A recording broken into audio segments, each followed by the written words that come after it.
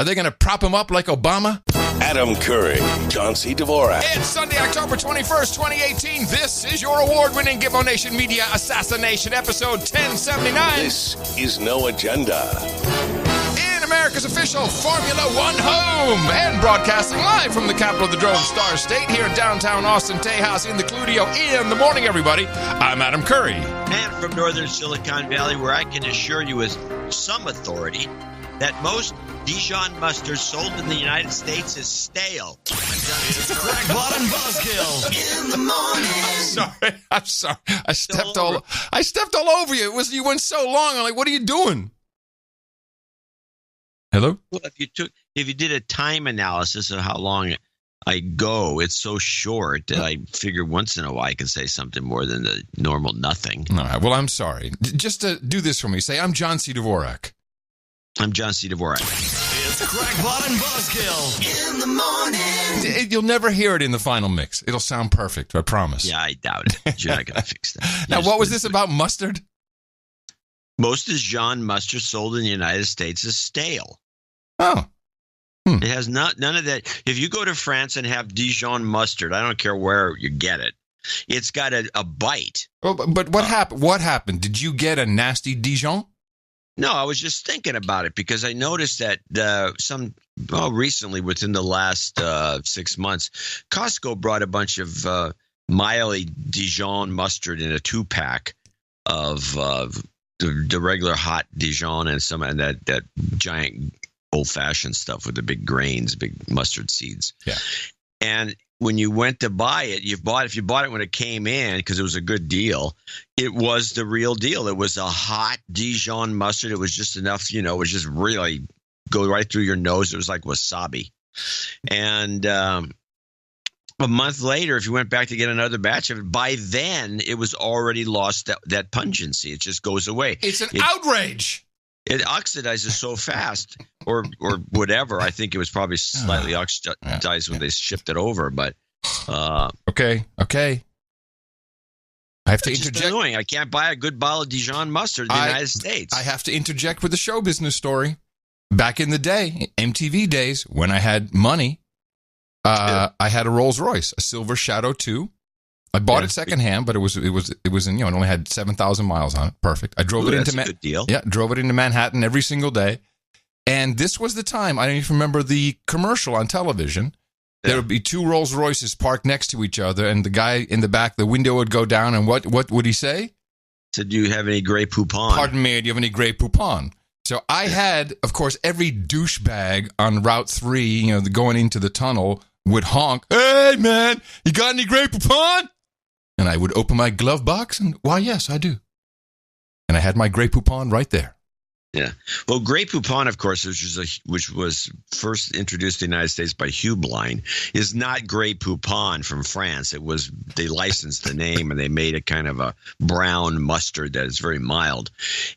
Last time I looked, I could be wrong, they may have changed it, but in Canada, the Grey Poupon is actually made in France, and it is the Dijon mustard with the bite to it. I heard that San Francisco is now the king of making the Poupon. Okay. Hey-o! All right. Hey, John.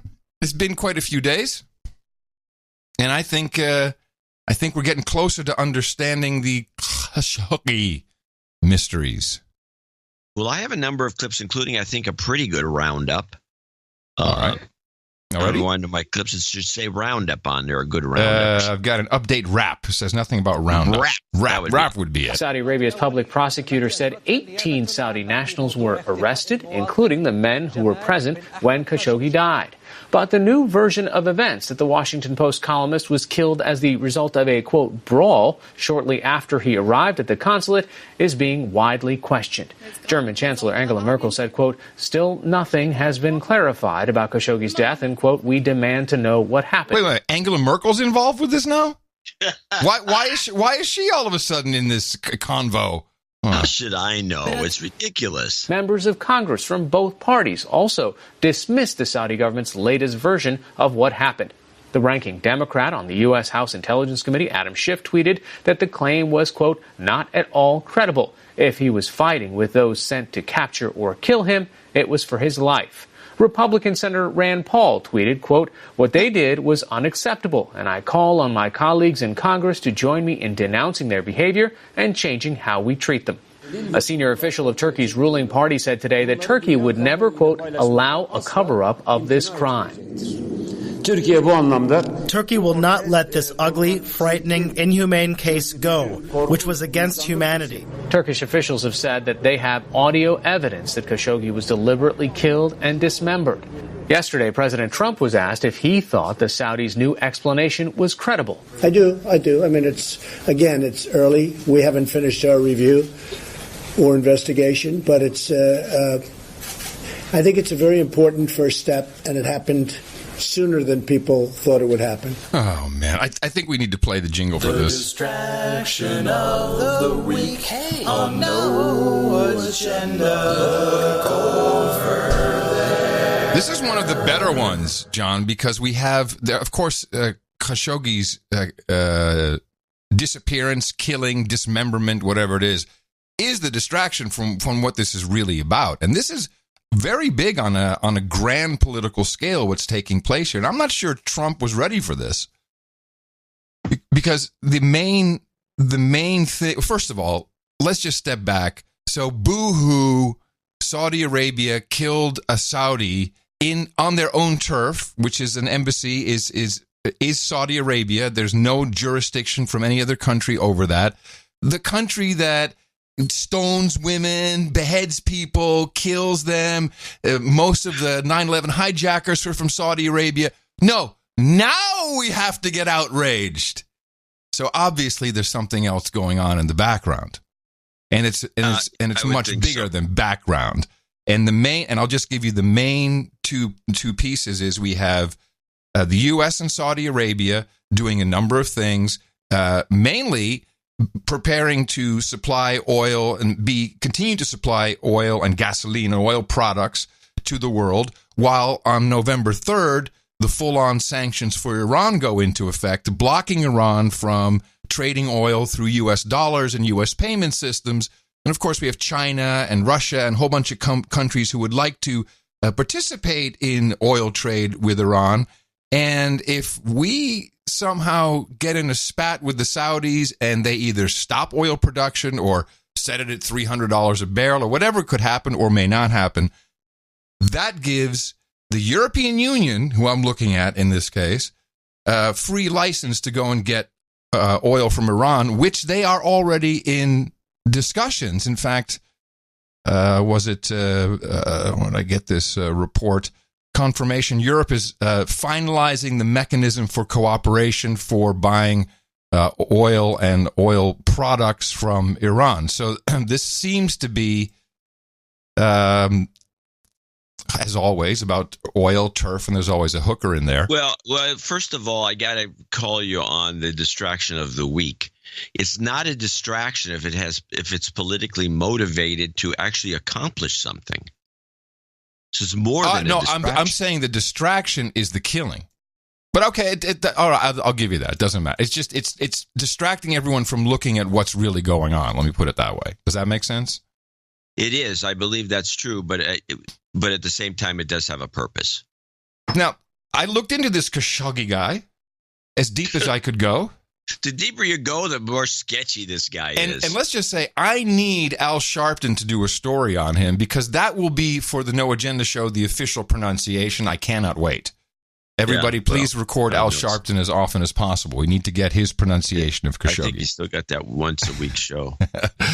Now, Khashoggi spoke on behalf and at the Council on Foreign Relations. So that gives you any idea of where he may be allied. But he did this 9 months after 9/11. And it was on C-SPAN. And what he said himself is not so interesting. He's not very, certainly in 2002 was when this C-SPAN thing took place, or this event for the Council on Foreign Relations took place that was broadcast on C-SPAN. His English is not very good. Certainly, he has to have someone must be rewriting his articles from back in that period. But what I found interesting was his introduction, by the then executive editor of the Washington Post, Wappo Wappo Wappo. So again, this is 2002, 9 months after 9/11, and he introduced Jamal Khashoggi and read a number of excerpts from his articles at the time, which I think really sets the stage as to who this guy was, what he was writing about, and why would anyone be so in love with him? I thought that I would get things going by reading a few provocative quotations from our guest and then turn it over to him. The first is from a piece that doesn't have a date on it, but it's in the last few months, which began this way. Americans want unconditional condemnation of the horrible attacks that happen in their skies and on their land. They also want total cooperation in their fight against terror, according to their own definition of what terrorism is and exactly who the terrorists are. But Saudi Arabia will not give in to such demands. Saudis tend to link the ugliness of what happened in New York and Washington with what has happened and continues to happen in Palestine. It is time that the United States comes to understand the effect of its foreign policy and the consequences of that policy. But unfortunately, such rationalization is still not part of the American reality. You feel where he's coming from? He's basically like, hey man, you want to blame us, you want to blame the Saudis, but look at what you're doing with Israel and Palestine. That's what his message has been consistently. Or a piece from the Daily Star. What is the Daily Star? That's the Lebanese Daily. Oh yes, of course, I know that. From January 15th. An excerpt. It has been clear for some time that the Bush administration is inexperienced in foreign affairs. In fact, had it not been for the 9/11 attacks, the Bush administration would have liked nothing better than to isolate itself from the rest of the world altogether. Even after it declared its war on terror, the administration didn't seem to have a coherent idea of its objectives. The Americans have also been relying on advice from the Israelis, who view the Arab Muslim world from the extremely narrow perspective of their own interests. While such an approach is certainly not in the interests of a global power with wide-ranging relations, such as the United States, we cannot but resign ourselves to this fact and try to cut our losses the best way we can, so long as the Americans are happy with this bizarre situation. And the last bit? Another paragraph from the same piece. September 11th made matters worse in Saudi-American relations. The attacks provoked a torrent of hate toward Saudi Arabia from U.S. opinion shapers that couldn't but influence the American public. I happen to believe that the aim of this anti-Saudi campaign wasn't to further American interests, but to absolve Israel and the blind American support for the Jewish state of responsibility for what happened on September 11th. Did he just blame Israel for 9/11? Did he just blame Israel? Sounds like it. I found that expressing this opinion greatly angers U.S. columnists who explain it away as implicit support for the crimes committed on that day. So you can see our guest is not a man who shies away from telling us what he thinks. So, and I wish it would have cut into the part where it says his name. The editor's name? No, the editor says I like to introduce Khashoggi or Khashoggi or he says Khashoggi. He says Khashoggi. But Khashoggi himself was not that interesting. He was just going on droning. The thing is, another part of our deal with Saudi Arabia is actually what Jared Kushner is doing. Jared Kushner, who is, this is very funny if you see what they're saying about him. He was working directly with MBS, with Mohammed bin Salman, working directly with him to figure out the two-state solution between Israel and Palestine. And that's why Trump was always so confident talking about, well, it's a tough thing that would be the biggest deal in the world to do. And, and then he appointed Jared to be a part of that. And we had strengthened our relationship with the Saudis, which I think had soured a little bit when Trump went to talk at the UN and said, hey, OPEC, you're not holding to our deal. You were supposed to keep these prices down at a normal level. And, obviously they're not at the level Trump would like them to see, or anybody for that matter. But it seems like a lot of this comes back to the Palestine-Israel agreement back to 2002 when Khashoggi was writing about it. And just I'll take this little side route about Jared Kushner, knowing that that's what he's been doing, or that's what we've been told he's been doing. Here was Texas Representative Joaquin Castro from San Antonio talking about what Kushner may have, what his involvement may have been in this Khashoggi affair. I know, Poppy, that there's been a lot of discussion about this. There'll be more discussion on CNN and all the other networks today. Let me get to the point that I think is most disturbing right now. The reporting that Jared Kushner may have, with U.S. intelligence, delivered a hit list, an enemies list, to the Crown Prince, to MBS in Saudi Arabia, and that the Prince then may have acted on that, and one of the people that he took action against is Mr. Khashoggi. Just to be clear, Congressman, we don't have, I just want to be clear for our viewers, we do not have that reporting. I'm not sure where you're getting that from. There has been reporting to that effect. Sure. Not CNN I've seen reporting to that effect. Sure. But the long and short of it is that needs to be investigated. This entire the entire timeline of what happened, of any sharing of American intelligence with the Saudis and how they may have used that intelligence, needs to be investigated by the Intelligence Committee in the House and in the Senate. Yeah, blah blah blah. I just thought it was funny that he gave MBS a hit list, kill this guy. Yeah, that's Jared Kushner, all right. I can see him doing that. Well, I think it's when he's investigating is where that story comes about, because this guy, this Texas guy, Castro, yeah, he's on the Intelligence Committee, the House Intelligence Committee, so he would be privy to some screwy stuff, and he may be just a. Are you sure that's this guy who's on the Intelligence Committee? Yeah, that's him. I thought it was Hurd. Maybe I'm wrong. Okay. No, Hurd isn't Hurd isn't Hurd a Republican? Yes, you're right. Hurd's the Republican spook. Yeah. Yeah, this guy is the Democrat, and he's spewing this weird stuff. Yeah. And, she pushes back against it, which I thought was kind of interesting, which is, I think she'd jump all over it. So here's where I need help. So clearly someone wanted to the way I see it, someone wanted to muck up the U.S.-Saudi relationship. There's a lot of Palestine love in our government. There's definitely still a lot of Iran love in our government. Remember, our government made a huge deal under Obama with the Iranian regime. So somewhere, why no one's saying, the Russians did it, or somehow someone's involved in Trump was not ready for it. You can see it. He's like, oh crap. How do I do this? Well, maybe you can get away with arresting people and my advisor, and as we talked about, the old man, the king is now looking at, should I keep this kid here or get someone else in? There's rumors that he may be out, but this was a big play by someone, and it might work. Well, I think they're still going to pin it on the one of the intelligence guys in the Saudi government, and they're going to hang a few of them. Yeah, and that will be the. These guys will be taking one for the team. But does bin Salman, does he survive this? Because I think he's got a lot of enemies in Saudi Arabia as well. Yeah, he does. He has tons of enemies, and he has his whole family. He's not the guy that they thought were going to run the place, and I'm sure there's siblings and other creeps around the palace intrigue sort of thing that we read about or watch when you watch the Game of Thrones or something like that. You get this sense that this kind of thing is going on all the time. And I think you're right. I think Trump was flat-footed. I'm sure they're having meetings about this constantly, because there's still Trump's preoccupied with the arms deal. He thinks that's but the problem is that the House triggered the Magnitsky Act letter.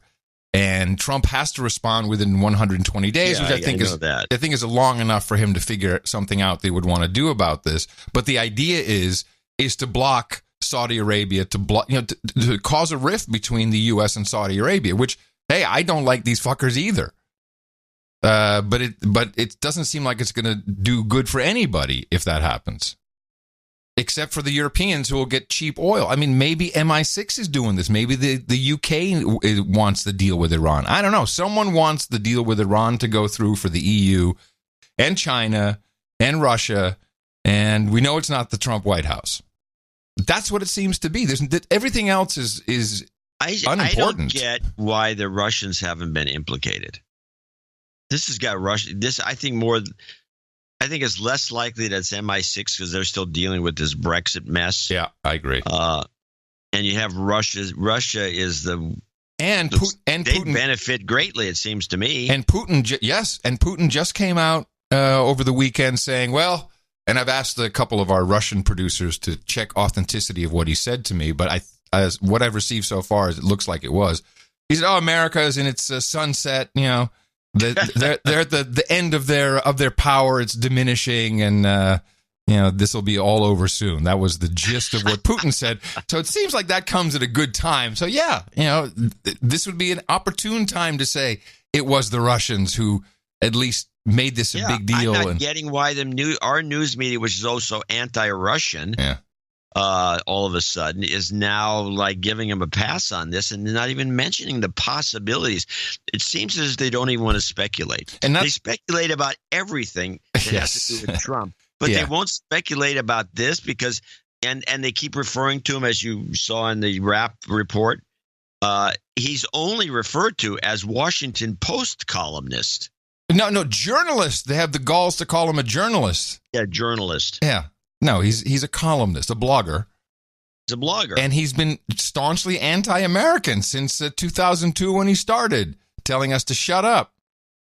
Well, let's play the other two clips I have about him. They're both short. Now, I'm going to play the shortest one first because I'm thinking, first of all, who does Amnesty International think they are to do what they're doing here? Play this Khashoggi Amnesty. Amnesty International is calling on Saudi Arabia to immediately turn over the remains of Jamal Khashoggi to an independent autopsy. The human rights group says that the Saudi government's new explanation that the U.S.-based journalist died after a fistfight in the Saudi consulate in Istanbul is not credible. U.S. allies and lawmakers also have doubts. Yeah, let's hear some audio for a second. I'd like to hear the dismemberment audio, please, for $400, Alex. No, here's what this clip is about. It's about, who does Amnesty International, what are they demanding this and demanding? Why don't we do it? No Agenda show demands that the remains, the pieces of Khashoggi be sent to Austin, Texas. Sent to the state legislature in Austin, Texas. We need to know what's going on. We need all the pieces. And we need an IKEA assembly manual to put them back together. And also, no one is really talking about Turkey, who seem to be completely believable all of a sudden. Yeah, Turkey. Yeah, we should trust those guys. They're completely independent in this. In the first RAP report that we played at the beginning, that Turkey was mentioned in there. So they're not going to let this happen, and they're going to get to the bottom of it all over. Now, you did reference a point. The Saudi consulate is sovereign territory for Saudi Arabia. You can't just go barging in there. They can do whatever, and they can do whatever they want. Whatever the laws of Saudi Arabia are, they can implement there. And you could technically, in theory or in reality, the Turks could surround the building, bust through the door and go in there and do an investigation, and then that would result in the Turkish embassy from Saudi Arabia being shipped out of there. It would cause an international problem. It's what happened to we had a consulate in Iran in 1979 that got raided. So you can do it, but technically you can't do it. And so I don't understand what the Turks are, what they're all this, their big fuss. And where is the tape? That's the part that it will go down in history as they recorded it and no one will have ever heard it. It'll never be broadcast because it likely doesn't exist. Although I would think that if you have an embassy in Turkey and you're the Saudi embassy, that thing is bugged.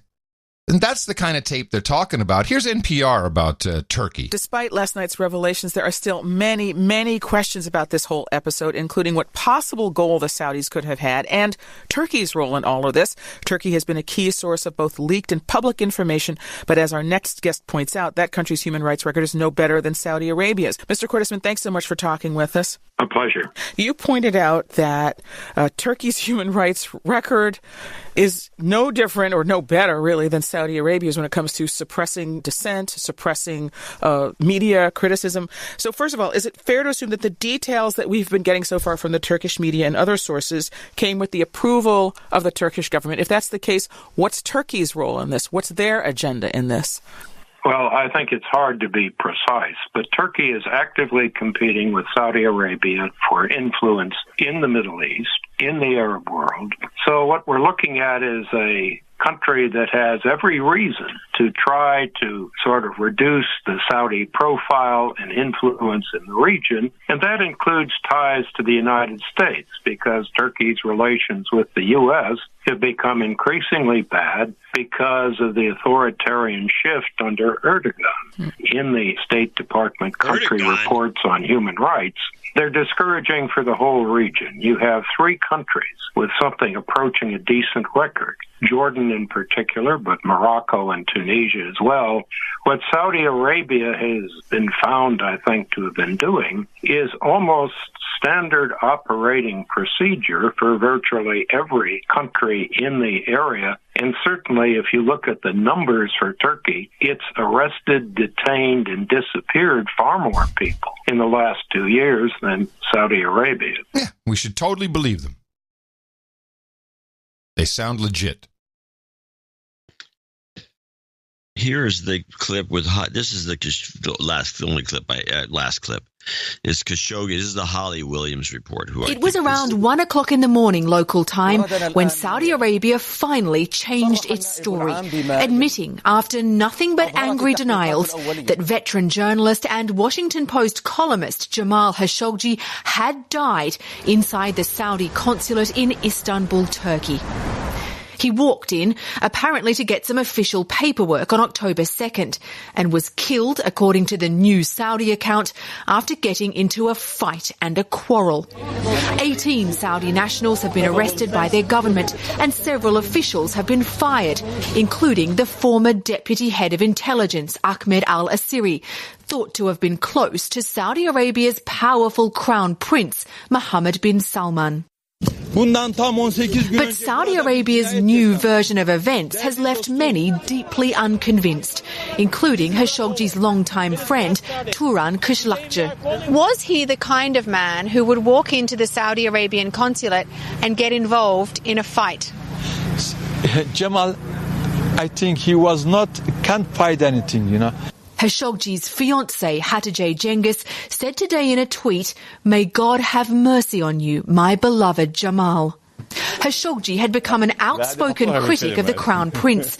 He'd been living in self-imposed exile in the US since last year over fears for his safety. So, I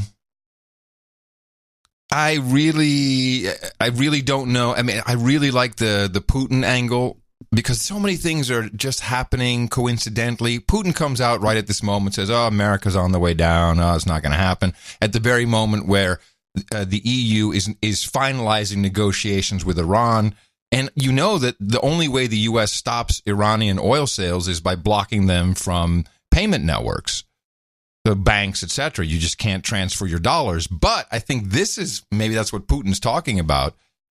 If the relations between us and the Saudis really sours when it comes to the oil, we're going to see oil traded. It's already being traded in euros, but it's going to be a lot of euros. And the European Union's not our friend in this. They're doing deals while this is taking place. And yes, that benefits Russia, benefits China, doesn't benefit us. And we can't replace Saudi's oil with anything cheaper, can we? We have no way to do that. We have our own oil. We could do it. If we went back to coal, we wouldn't have to worry about it. Yeah, but I'm just saying there is currently no mechanism to replace what we import with our own stuff. It's just not happening that way. The Saudi is something like 10% of the world's supply. Now, the funny thing is there is a report that I read, and I didn't get a clip or anything. Somebody sent it. One of our producers sent it in. It was a news report about the fact that apparently there's something like 10 million. There's a number of tankers full of oil. Oh yeah, just floating around, getting ready. Some island. They're just sitting there waiting to be dumped on the market because the price of oil has been creeping up, and this could be oil speculators. I mean, I like that idea too. So it would go what, $100 plus, $100 a barrel plus? That would be the idea. Yeah. To get it to 100, because if you can get to 100, that's going to put a crimp on everything. Yeah. But not if you're investing and you're long oil. I mean, there's all these leverage deals you can do. that will get you 10 to 1 on your investment. Don't know. I got a very thoughtful note from the UK. It was now the one thing that is omitted from every single report, which I think was the first thing we talked about, is the name Khashoggi. To old straight white guys like Adam and John, this conjures up one image and one image only of that fantastic yacht Adnan Khashoggi had off of the coast of everywhere. He was the biggest arms dealer and well-respected arms dealer in the world. Yeah, and he was highlighted on lifestyles of the rich and famous. And that, of course, he is related. To Jamal Khashoggi. And I got a very thoughtful note from another one of the cousins who's in the UK, and he donated $33.33, and so that's how I got the donation note. And I said, hey, did you donate this to be anonymous, or can I read? He said, no, go ahead and read. His name is Sean, first name only. And I thought this was very interesting. Adam, thanks again for the shows. But I know none of this seems really important, but as it's headlines, good way for us to meet, may be interesting enough for us to have a chat one day or a pint somewhere within this dimension. And then he gives me a little help on pronouncing Khashoggi. He says, he says the Italians have a lot more fun with the Khashoggi name, as they really highlight the cash part of it. The Italians, back in the day with Khashoggi. He says the family yacht, the Nabila, which of course was Adnan's yacht, he sold and later sold to the Sultan of Brunei, was also owned by Donald Trump, lest we forget. Remember that? Trump bought his yacht, that huge yacht. He never spent the $3 million needed just to change the logo. It stayed the Nabilia. Prince Walid took the yacht and then changed it appropriately. But he said, I've been in the headlines all my life. My mom's divorce, my dad's trials, my cousin's deaths. When we were on trial with Imelda Marcos in New York, the U.S. pronounced our name the same way as they do today. It's just wrong. I've had lots of positive experiences in the past with Donald Trump. Remember, this is a Khashoggi family member. He was always kind and good to me. Although my dad did make Marla Maples cry one time during dinner because Donald Trump would always say, oh, man, I want to be like Adnan. He's got 2 wives. She burst into tears. So now I have 2 cousins that have gone out with a bang, Jamal and Dodi. I'm like, what, Dodi? Dodi Al-Fayed? Yes, Dodi Al-Fayed. That's interesting. Who was his mom? A Khashoggi. His mom was a Khashoggi. So these are 2 of his cousins. You see, yeah, they've both gone out with a bang. I'm certain Donald Trump asked his team, wait a minute, was that one of Adnan's sons? But notice the mainstream press keeps his name out of the picture. He's had an intense past, and they want to use Jamal for reasons you and John know better than I do. I was in Saudi Arabia the day before all the Ritz-Carlton arrests. What was that again, John? Was that a big thing that happened? Yeah, don't you remember? We talked about it excessively on the show. This is when Mr. Bonesaw decided to round up 400 of the family members who were all billionaires in their own right from all kinds of dealings overseas and lock them up in the Ritz-Carlton as a kind of a ersatz prison, and grilled each and every one of them to find out who was like a traitor or whatever. And then they apparently coughed up a lot of money to get out, each one of them. Yes. And then he released them all eventually. So our producer, cousin Sean, says it's been pretty intense since that day. And now the Khashoggis amongst ourselves joke by saying, they're killing all the Khashoggis. This is a great note. I really don't think MBS realized the weight of our name, so my prediction is he will step aside very soon. Look how the world is pulling away. But one of my brothers thinks that won't happen, so I guess the bets are on. Thanks again for reading for a small work of we. Okay, thank you very much. So I've asked him a few more questions, and he will follow up. He seems to be very responsive. So this is interesting. This is the Khashoggis themselves seem to be on the elimination. Freaked out. Yeah, they're not very happy, and they're being eliminated. So, and that brings us back to the mob analogy. It's like a mafia operation in Saudi Arabia. Yeah.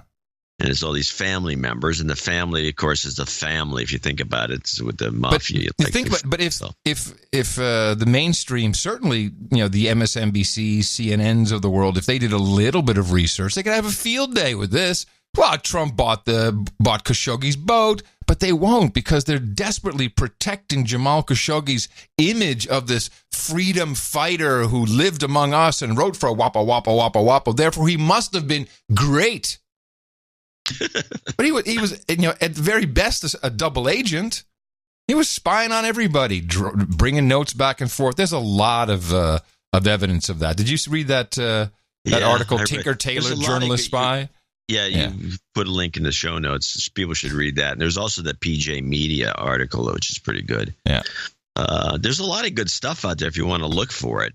But it's all in alternative outlets. I mean, the mainstream just doesn't want to touch it. And they could have a field day with the yacht itself and the Adnan just connection. They don't even yacht. want to mention. It's just they always mention Adnan in passing as though it's not really any connection. Yeah, right. And being able to tie Dodi into it. I mean, it's perfect. They eliminated him too, didn't they? Mm-hmm. Mm-hmm. So I like the idea of it being just pure oil speculation. That's a really good one because, that's the simple one. A bunch of guys come up with some plan, and then they just wait for a catalyst, and here it is. Some guy got killed. Screw him. Or maybe they've been lying in wait to undermine this Saudi deal. And why the hell are we still doing? Oh yeah, it's not even for the oil, probably. I guess I know we have a lot of oil. It doesn't seem like we have the infrastructure in place to replace whatever we're getting right now quickly. But okay.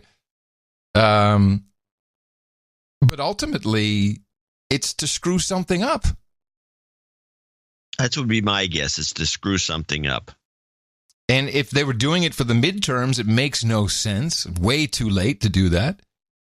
And no. If you remember the show that, and people should always watch this, the 13 episodes and then pulled off the air, Rubicon series. Yeah. It was pretty much people in the background conniving to screw things up so they could make money. That's all it was. Yeah, exactly. Yeah. You'd be amazed how many people don't care who dies as long as they can make money. It's very surprising. Yeah. There's that. Now, the arms sale, for sure, we can't let the arms sales go to Russia. That would just make no sense. So we have to keep that deal, I would think. Well, Trump is doing the best he can to keep the deal. I was thinking about this. What difference does it make, the politics between countries and the deals between companies and countries? Shouldn't they be separate? I mean, Trump is not the one that's getting the commission for the deal. He's not working for Boeing. He's not working for Lockheed. He is. I mean, he literally is. But only as a kind of a front man representing the country. Sales guy. But he's not really a true sales guy because he's not getting a piece of it. He doesn't get his 10% commission. He doesn't get, anything. He doesn't even have tchotchkes to hand out that I know of. But okay. But so why can't we just say, okay, we now officially we stop doing it, but we stop liking the Saudis officially as our government, but Boeing still likes them and they can sell these things, and we're not going to stop that from going through. That's not true. That's not true because every single sale has to be approved, and I believe some of these above a certain amount have to go through a governmental approval process, which is not just the president. We've seen those bills. Why would our own government queer the deal? Oh my God! Hurt the economy because we got a bunch of jackasses running the country. That's why. Who has the money? The reason why someone calls a guy MBS is because they're sucking him. They love MBS. He's shooting money everywhere. He's jizzing over everybody. Same with the Chinese. They're giving money to everybody. So they're against anything that would hurt their friends. So, this guy, I don't know, is he good? Is he bad? Let me look at my money. Well, There's too many parties at play here. You just contradicted the thesis you started with. Well, yes and no, because that's why I said there's two sides. There's the sides that desperately want to protect our sovereignty, and the side that doesn't, who have to be anti-American. If you screw up the Saudi deal, now it may be very important for some people to have the Israel-Palestine thing happen, which I don't know if that's even actually a realm of possibility. But I think there's a lot of people who want to help Iran and Russia and China. Maybe not Russia, but China for sure, and Iran. We had a whole administration doing that just a couple years ago. Enemy within. Yes. Now you're talking. Now let's play this last bit here, which starts with one thing, and it actually segues out to we can talk about something else. The hectic rap, CBS of Saudi, plus other interesting tidbits, which actually are interesting. Against Saudi Arabia, but remains reluctant to cancel a U.S. arms deal with the Saudis. President Trump in Nevada today said he's considering sanctions against Saudi Arabia, but remains reluctant to cancel a U.S. arms deal with the Saudis. Here's Errol Barnett.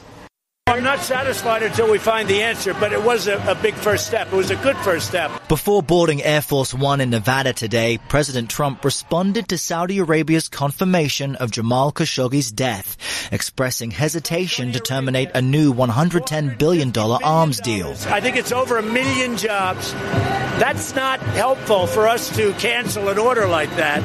That hurts us far more than it hurts them. The president says he would like to speak to Crown Prince Mohammed bin Salman, a man Republican Senator Lindsey Graham said was toxic and a wrecking ball.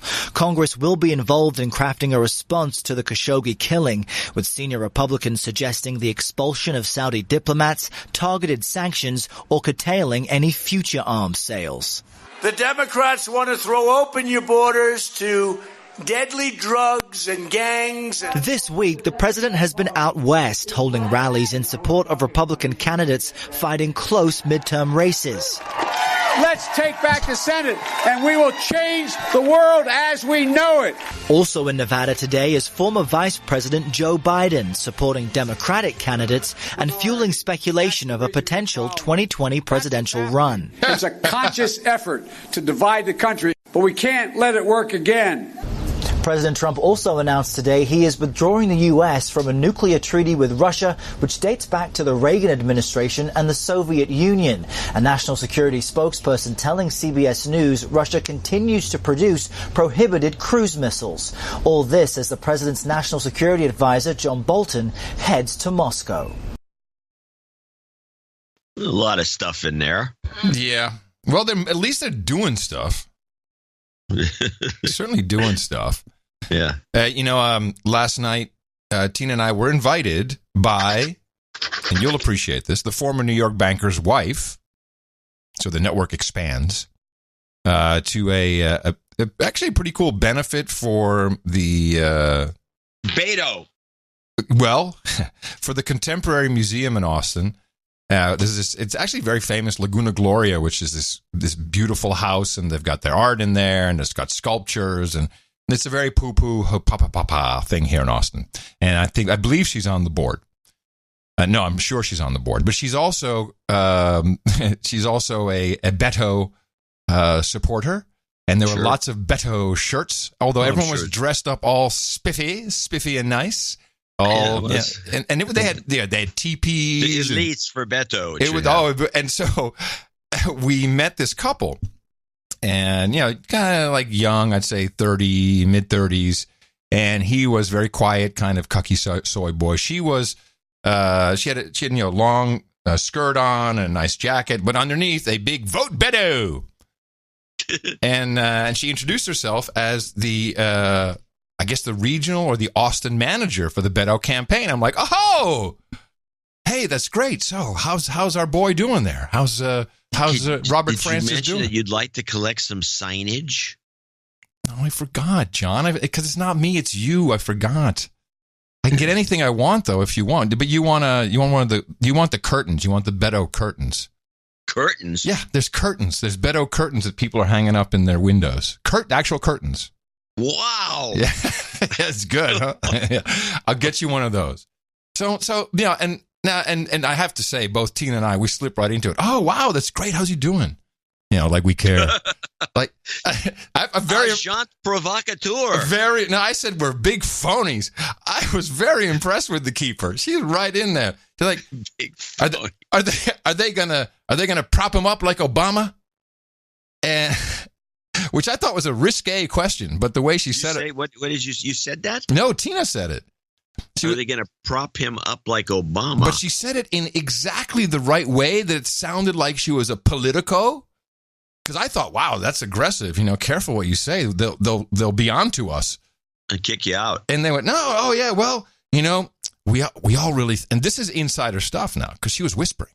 We all really think that he would be great for a 2020 run, but he did promise that if he was elected, he would stay on for 6 years. And I went, yeah, right. Wink, wink. She said, yeah, we're very excited. And so, the guy's a goofball. Well, he's not presentable. Well, here's what I noticed. So now remember, she's selling, but she presumes I'm all Beto because I'm there. I'm on the grounds. Why else would you be there? She expects me to be all Beto all the time. And the arts community, thank you very much. Yes, and a couple of things, the way she said it, and of course I wasn't clandestinely recording, I should consider that. You should. Wear a wire. Yeah, so I'm like, she said Beto, and I said, oh yeah, Beto. I said, yeah, I've gotten, my friends have kicked my ass because I said Beto. He said, well, his name is Robert. Yeah, Robert Francis. Yeah, I know Robert Francis. Yeah, but and then she went into this almost like apologetic mode. Well, a lot of people, they all have Hispanic in their blood in San Antonio, and Beto, it's what everyone has the Beto nickname. It's not like he's not trying to appropriate any culture or anything. And I didn't ask her about that. I know.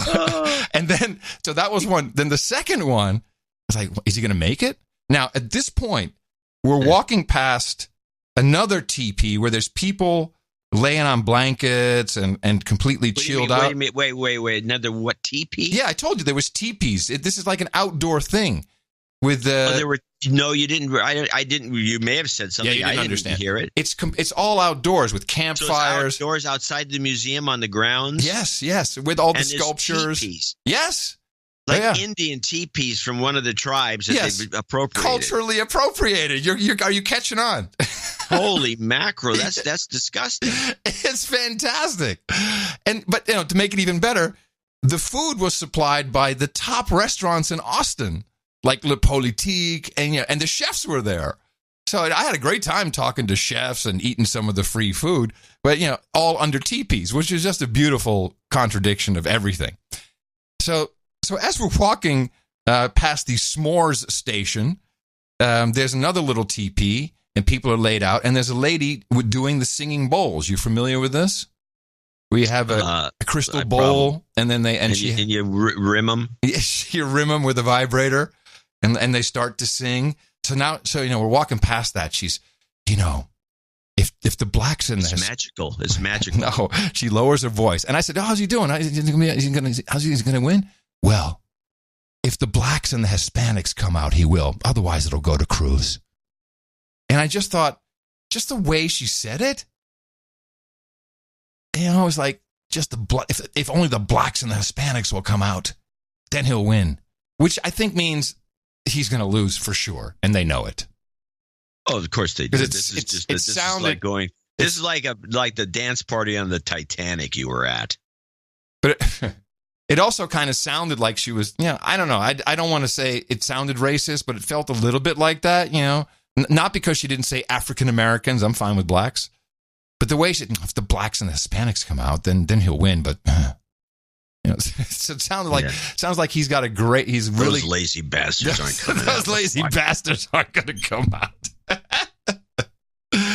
So Beto's a definite loss, and the only other thing I found of great interest is now the former New York banker's wife. She is in charge of what I will call what she herself calls the Austin Welcoming Committee for newcomers, and she does a party. So she hated it there. And she does a party every year for the newcomers, which have mainly been from California. And she just had another one. She said, Adam, we had 50 people, and there was only one from California. She said, but get this, most of them were from New York, and they're setting up hedge funds in Austin.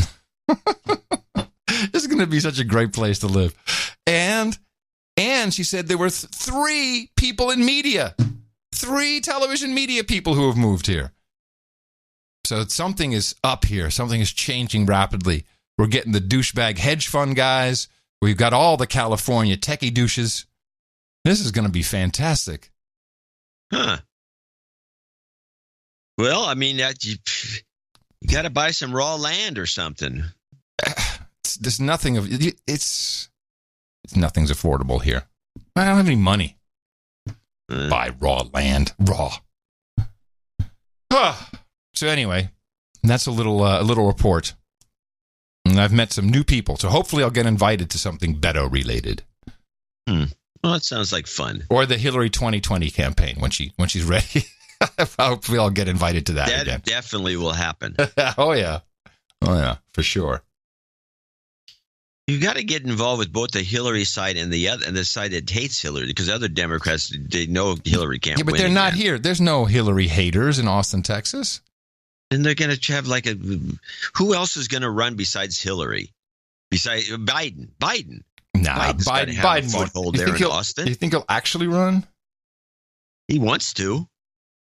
Yeah, no, and anyone could walk in. Anyone with the right story at the right moment could walk in. This is what, Ocasio-Cortez is, it's too early for her. She can't pop on this right now. She's just got to make sure she gets into New York. She could be interesting 2020, but no one is really. No, she's an idiot. Hello, she is so dumb. Hello, it doesn't matter. Come on, Trump is dumb. We all know that. He's stupid. Yeah. The billionaire, he had Khashoggi's yacht. I forgot about that. He's got no money, but he's got this yacht. How did he do that? I think he sold the yacht on, so he doesn't have it anymore. Probably made money on the deal. Oh, of course he did. Yeah. The only time he ever lost money was in aviation, and that's easy. No, he lost money in the casino. Oh, the casino. Casino. Had to declare bankruptcy that operation. But that's because he wasn't mobbed up enough, or he wasn't mobbed up with the right mob members. I don't know. Yeah. It's a business that looks like a no-brainer until you get into it. So now, just as a part of all this, and I'll just take us in a 2-clip different direction. So while we're talking about Mohammed bin Salman, Mr. Bonesaws, Mr. Bonesaw, MBS, if you remember 1 year ago, we were talking about the apparent fact that the Las Vegas massacre might have been an actual attack on the prince, who was apparently in Vegas at the time. Well, they were shooting at the wrong place if it was an attack on the prince. Well, there was shooting at other hotels, if you remember. There was all kinds of reports of shooting at all you never other got a places. good report on this. Whole thing was a scam, and then of course I still believe it was more of an ISIS event, because they took credit for it.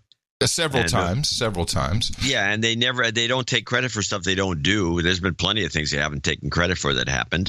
So there was another final report, which I'm sure is not final, that came out. And I got 2 clips from One America News with some guy from, I'm sure he's some pro-gun lobby group. And he went through the final and compared it to some other finals. And he said he has a number of things that have not been explained or possibly properly investigated. And I have 2 clips. Here's the first one that he feels warrants more investigation or more information to the public. In the official police report, the final report that just came out, they stated that no evidence exists to indicate Paddock conspired with or acted in collusion with anyone else. Right. No evidence exists. That's their claim. Now, at 9:20 p.m., this is when this TSA woman observed this to take place. She gives a very nicely detailed report. She describes 2 women at the back of the concert. The 2 women are standing on top of the bale of hay, and where they have a good vantage point to look down on the backs of the crowd facing towards the performer. The first woman says, "Those stupid effing white people, they are going to know how it feels. They deserve this. Wait until later." And this is about a half hour before the shooting begins. The second woman, "Woohoo! Like shooting fish in a barrel. Are you getting this, baby? I love you." Now, the woman that says, "Are you getting this, baby?" is standing with her phone, live streaming from the back of the concert what's going on. Now, while that is not conclusive proof, it's decidedly suspicious and has not been followed up on. Yeah, I remember that report about the lady streaming something in the background. I think it gives us a good ISO. Woohoo! Like shooting fish in a barrel. Are you getting this, baby? I love you. What do you think? It's a good ISO. It's kind of gruesome, but yeah, I like it. It's doable. Then the that report seemed sketchy to me, and the whole thing, and then it wasn't followed up on for good reason. The person's gone. Well, how do you follow up on it on anything like that? So this guy's premise is the official report says he acted alone, no one else was involved. There is the issue of the deadbolt. So at 21:36, he throws the deadbolt to 32135. Now this is very important. 10 minutes go by. In the middle of those 10 minutes, the concert begins. Now, as we've discussed before, these were connecting rooms. 32135 and 32134 were connecting with an interior door. So the 135 door was not opened. Precisely 10 minutes later, the deadbolt was thrown to 134. So that's from the inside. And by the way, they have these records, so that they have the electronic records, the door records, so it shows what time, what deadbolts were thrown in which rooms. So that is. Are there electronic? I don't know, but I'm wondering. I've seen those. I've had two suites or two rooms, adjoining rooms with the thing in the middle, the dead. I don't know that that particular door has a mechanism on it that records the opening and closing of it. No, they do have a record of the regular lock and the deadbolt lock. According to the FBI report, they have that. They received it, and that's the information. That's to the hall, though. Nope. It's also the internal door because it's two separate rooms. That's why they have a record of it. Even though they're connected, you can lock them. I know you can lock it because there's a door with a lock on it, but... Well, you're arguing something we can't argue about because that's the FBI's record, not this guy. Okay, go on. So that's from the inside. So that is absolute conclusive proof with no doubt whatsoever, because 32135 was not opened again. That interior door was used to throw the deadbolt on 134, or there was a second person in there to do it. There is no other way. So that interior door, fast forward a half hour or so after the shooting, Paddock's dead. The police breach the door to 32135, find Paddock's dead body. They themselves, the police, could not get into 134. They tried to kick through the door, couldn't do it, and had to breach the door so that they could enter 134. That deadbolt on the passage door between the two rooms was deadbolted from the 134 side. Now, we know that prior to the shooting, that door either had to be opened so that Paddock could go through and lock the 134 door to the hallway, or somebody else was in that room. It has to be one of the two. Sounds confusing to me. Well, we don't buy any of it, so it's not confusing at all. No. Well, you know what I mean. Now, where was MBS? He was at. I want to say I don't remember which hotel he was at, but they were shooting also. But he wasn't at this hotel. No, but there was also reports of shots fired in other hotels. I mean, there's so much information. Well, how about we this have no idea for the scheme? You got these. Actually, I'm not even going to throw this theory out there because I still think ISIS idea was good. It was solid. Yeah, they took credit for it. It was a terrorist attack. The full theory was that Paddock was going to sell these weapons to ISIS. It was a sting. He was working with the feds, and it went bad. And these guys decided not to buy the guns, but to kill this guy and then shoot all the people at the concert from the window, and then split. That was, I think, our full thesis. And then ISIS claimed it 3-4 times. Yeah. Now, the other possibility, of course, if this had anything to do with the MBS, was that this was done as a distraction because it would get all police resources and everything out of the way. That, yes. And then they could go after MBS, who may have gotten wind of it, or he wasn't where they expected to be, or he had a double, who knows what. If you got guys that'll go in and chop a guy up, to take him out in bits and pieces, I'm sure they don't have much problem in killing a whole bunch of whiteys so that they can go get the prince if they need to, just as a distraction. Yeah. But for sure, the truth is being withheld. Well, they don't even want to speculate. No. That's how bad it is. Yeah. I mean, even the talking heads on CNN don't talk about anything. They just, they do. They talk about Trump. It's ridiculous. So, okay, well, onward. Yeah, I was wondering if you had a stupid CNN clip of them going Trump. No, but I should. There is that clip that's going around, which I have yet to clip. I should have clipped it, which is you can find it. It's the Trump on all this with the date timeline at the upper right-hand side. And it's Trump's going to be impeached. Trump's going to quit tomorrow. Trump's going to do this. Trump's going to quit. Oh, wait. Did we talk to each other in our dreams last night? Donald Trump's done. Of course. He's done. There's Stop the clip. We started at the beginning. I have to mention, because you don't see this. This is a series of just pronouncements by CNN, MSNBC, and all these other networks. And Fox as well. Fox is in there too. Yeah. And the thing that's interesting, it starts when he's elected. There's a little timestamp in the upper right-hand corner showing the date of these comments. And it starts like in 2016 and goes right through 2017, all of 2017, and goes into 2018, and it's in chronological order. It is. So you're hearing this. In other words, we've been hearing this for the last 2 years. Donald Trump's done. He's done. There's no question about that.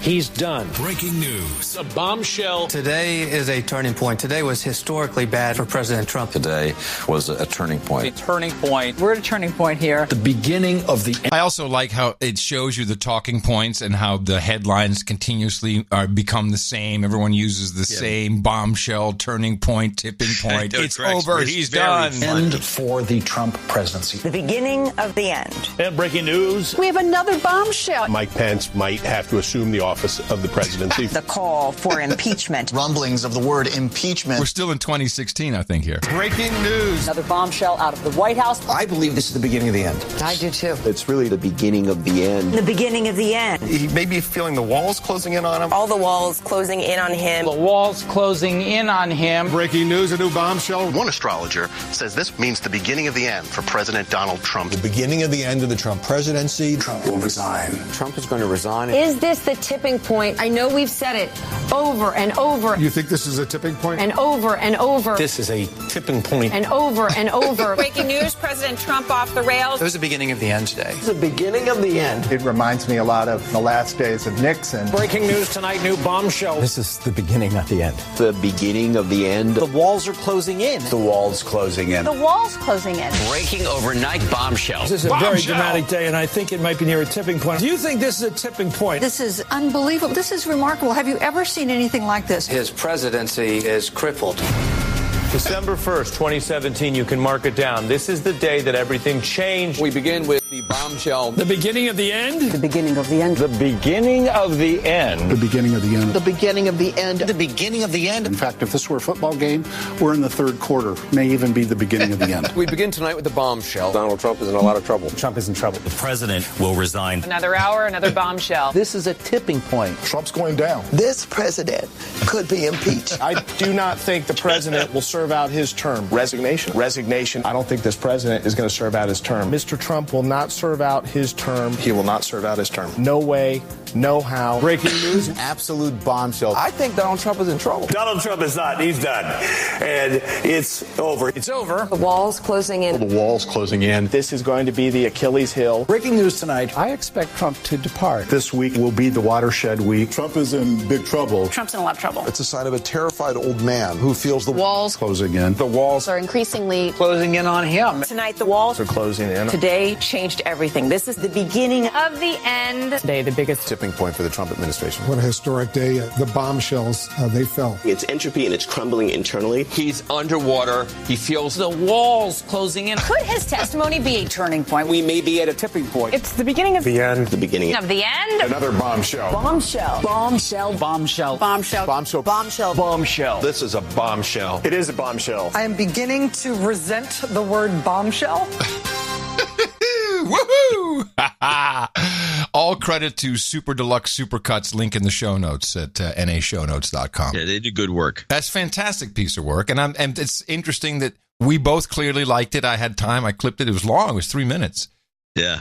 But 3 minutes of how hilarious. Hilarity. Now, the funny thing is they got so bored because there was so much material that near the end they started to chopping it up. Chopping it up so one person said the, and then the next person beginning of the end. Yeah. But that's what you've been subjected to for the past 2 years. Everybody.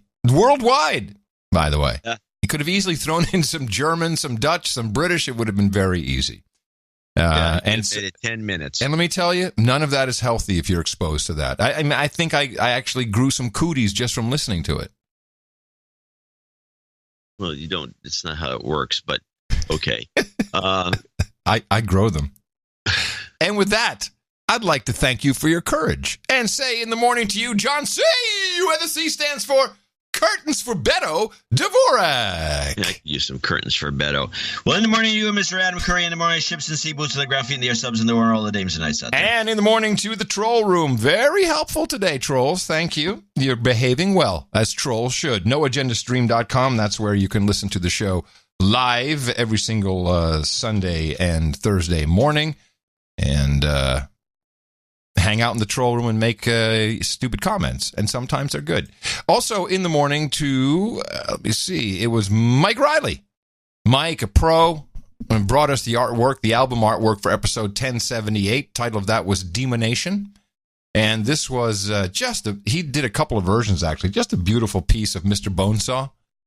His own representation of MBS. Mr. Bonesaw. Yeah. Mr. Bonesaw. Hey, everybody, it's Mr. Bonesaw. He's got his little Bonesaw walking around, tipping his hat at everybody. It was a great piece. And we found that on NoAgendaArtGenerator.com, another fine value network resource that we have running. You should support that site if you take a look at it. I think Paul runs it. Paul wants somebody to take it over. Yeah, any kind of help he would appreciate. There's a whole note at the homepage of NoAgendaArtGenerator.com. He has real work to do. Yeah. So, and there's, what have we counted now? There's 30,000 pieces of art in that generator, and we have 80 copies. I made one call, man. We had 13-year-old producers who were developers coming up with scripts and that run every day, and we have Amazon cold storage buckets, all kinds of places where this site has been archived. So I feel pretty safe that it'll be around after we're long gone. At least the art will be. Yes, the art will be. And it's really appreciated. Thank you, Mike Riley, and everybody who always puts in some great work and effort to make our art fantastic and really stand out. And it does help with people listening to the show and discovering it, because it's one of the few podcasts that updates in the list. You see different art, and it's not just someone's head. I swear to God, go look at the iTunes store or any podcast app store. Most of them tie into iTunes directory anyway, and you'll see like most album artwork is people's heads. It's not interesting. No, it's not interesting at all. But there's somebody out there that thinks it's a good idea, or they wouldn't do it. No, I think they're just not. It's one of those things that starts as a culture and never really changes. But we broke the mold. I'm very proud of it. NoAgendaArtGenerator.com. Thank you very much. And we also have people who support us with monetary contributions. We'd like to thank our top donors for each episode right at the beginning of the show. And just like Hollywood, where we thank our executive and associate executive producers, John has our list for today. You have it. You have a copy. Yeah, but this is a professional handover, which you just made very unprofessional. Oh. Well, we do want to thank a few people for show 1079, with Mike Keeler starting off and being the head of the list with $334.33. And he beats out William Messing by $1. At $1, actually 99 cents because there's a $1. Yeah, 99 cents. You're right. 99 cents. Mike writes in, thanks for the excellent work. Some karma would be totally bitchin'. All right, Mike, here you go. We got some bitchin' karma. You've got karma. William Messing, $334.34. Please credit this executive producer donation to William Messing, a lifelong buddy of mine who is turning the big 50 on Monday, the 22nd. I hit Bill in the mouth probably about a year ago. He has at least one executive producer credit to his name, so this one will go toward his eventual knighthood. Unfortunately, Bill's hometown is entrenched deep in Dimension B, so for a jingle request, I'm hoping you can fire up the transporter to get him back to Dimension A with Sparky the dog. Turning 50 karma would help too. Happy birthday, Bill. Thank you for your courage. Are you Chris. ready? All right, here we go. Bring him back into Dimension A. Stand by. You might get dizzy. If you feel nauseous, just look at the ground. It will all go away.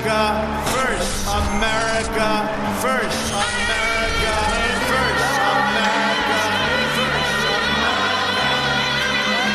We choose love. Fuck you. You've got karma. And that was orchestrated by Sir Chris of the Carmel by the Sea. Yes. Onward to, and William Messing by was 333.34, and Mike was 334.33. I don't know. I find that to be highly amusing. Dale Norman is our associate executive producers from Shearville, Indiana. $200.01. This is a birthday donation for fellow knight and IT expert Sir Pufunk of the Trolls. See if he's on the list. From his friends over at the second best podcast in the universe. Wasn't this from last week's show? Yeah, but he had a clip that he wanted me to play, and I'm pretty sure the clip came through again. But it wasn't from Dale. It was from someone else, I thought, because he sent it. Oh, crap. Okay, well, let me just finish reading this while you I'm looking for to yourself. The Netflix Explorers podcast, his birthday is tomorrow, October 22nd. So this is pretty new, obviously. We wouldn't say that. And although he is an IT extraordinaire, he somehow botched the attempt to send the clips for my birthday on show 1077. There is the information. So, Sir Pufunk, here's how to properly attach an MP3. You're welcome. So this is apparently Rusty. This is Love, Rusty, and Sopat. Mm-hmm. So apparently Rusty sent in the. Rusty sent it? Well, that's what I'm guessing because it says Love, Rusty, and Sopot, O-S-O-P-O-T. So I will say this: you're not going to find this thing. Here I got something. Yes, I do. I found one. Let me just save it. Crazy how that works. And well, I would have had more trouble with squirrel mail, so you have a more superior system. This is all. It's a lot of work for something very small. Whoa, Society 5. Was it? Yeah, I'm glad we did that. Oh God! I'll do it one more time with a karma. Whoa, Society 5. You've got karma. Okay, we fulfilled it. Yes. Thank you very much. Yes, and he's on the list. Thank you for all the hard work. Mike Harrington, Grand Canyon, Arizona. Nice spot. $200. First off, I'm in need of a de-douching. Yeah, we can do that. Hello, You've been de-douched. He hasn't donated for 5 months. No agenda helps keep me sane, and I'm therefore obligated to make a return to the tremendous value I receive twice weekly. Keep up the great work. I recently returned to work at Grand Canyon after spending the summer hazing grizzly bears in Glacial National Park. Since I've gone back to cleaning the composting,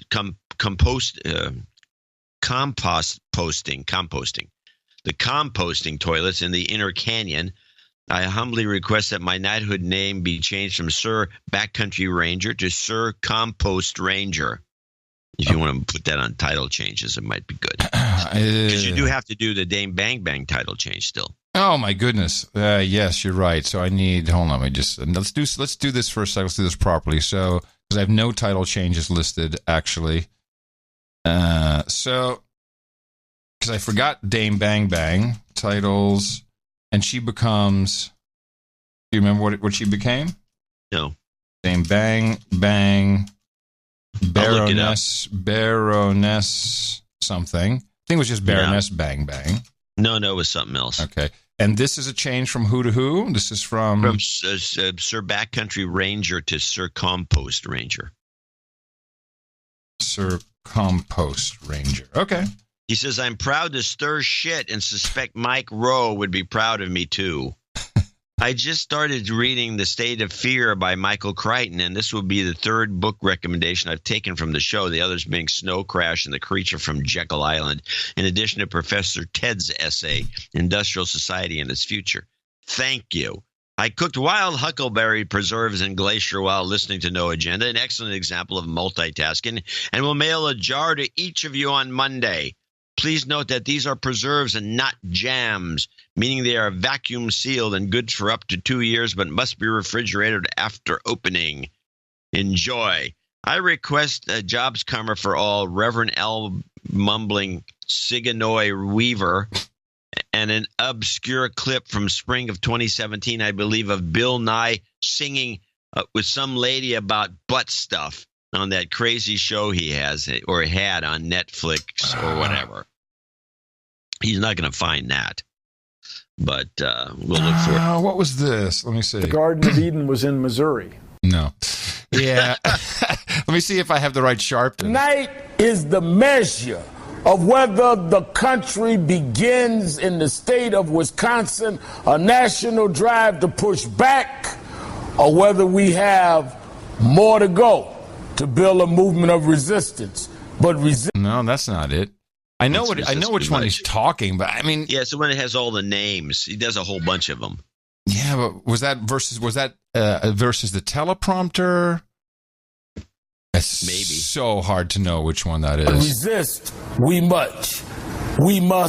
They're all jitty about a shutdown. The tortoise in the race. Then co-author of Hubris. U2 lead singer Bono. Fran Drescher. Sigourney Weaver. Suspect Jahar Tsarnaev. Rush Limbaugh. The show Rush Lombard hosts Supreme Court Justice Sonia Sotomayor. Jobs, and jobs. Let's vote for jobs. You've got karma. I'll play the full thing. End of show. This is off. This is the last. I know it says Warren, Michigan. That's where it's from. It's John Bolsowich in Warren, Michigan. Mm-hmm.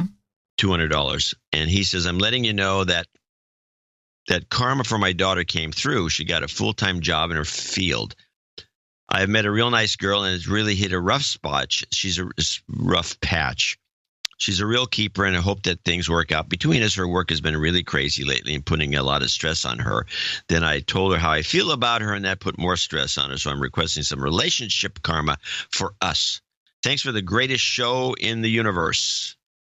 You betcha. Here's some. What? Why are you laughing? Well, because it's the best podcast in the universe, but I always like the variations always crack me up. You've got karma. Okay. Oh, that's it? That is our group of 5 producers and executive producers and associate executive producers for show 1079. I want to thank them all for helping us get this show off the ground. And as the veterans know, these are real credits that are accepted anywhere credits are recognized. You are now an official executive producer of No Agenda Show episode 1079 or associate executive producer. And we have more producers to thank coming up later in our second donation segment. And a reminder that Thursday, is it this Thursday or is it finally Thursday? Yes, coming Thursday is the anniversary show, 11 years of No Agenda. And they never had a fight. Dvorak.org/NA. So remember that as you go out and propagate your formula, it is our 11th anniversary. Our formula is this. We go out, we hit people in the mouth.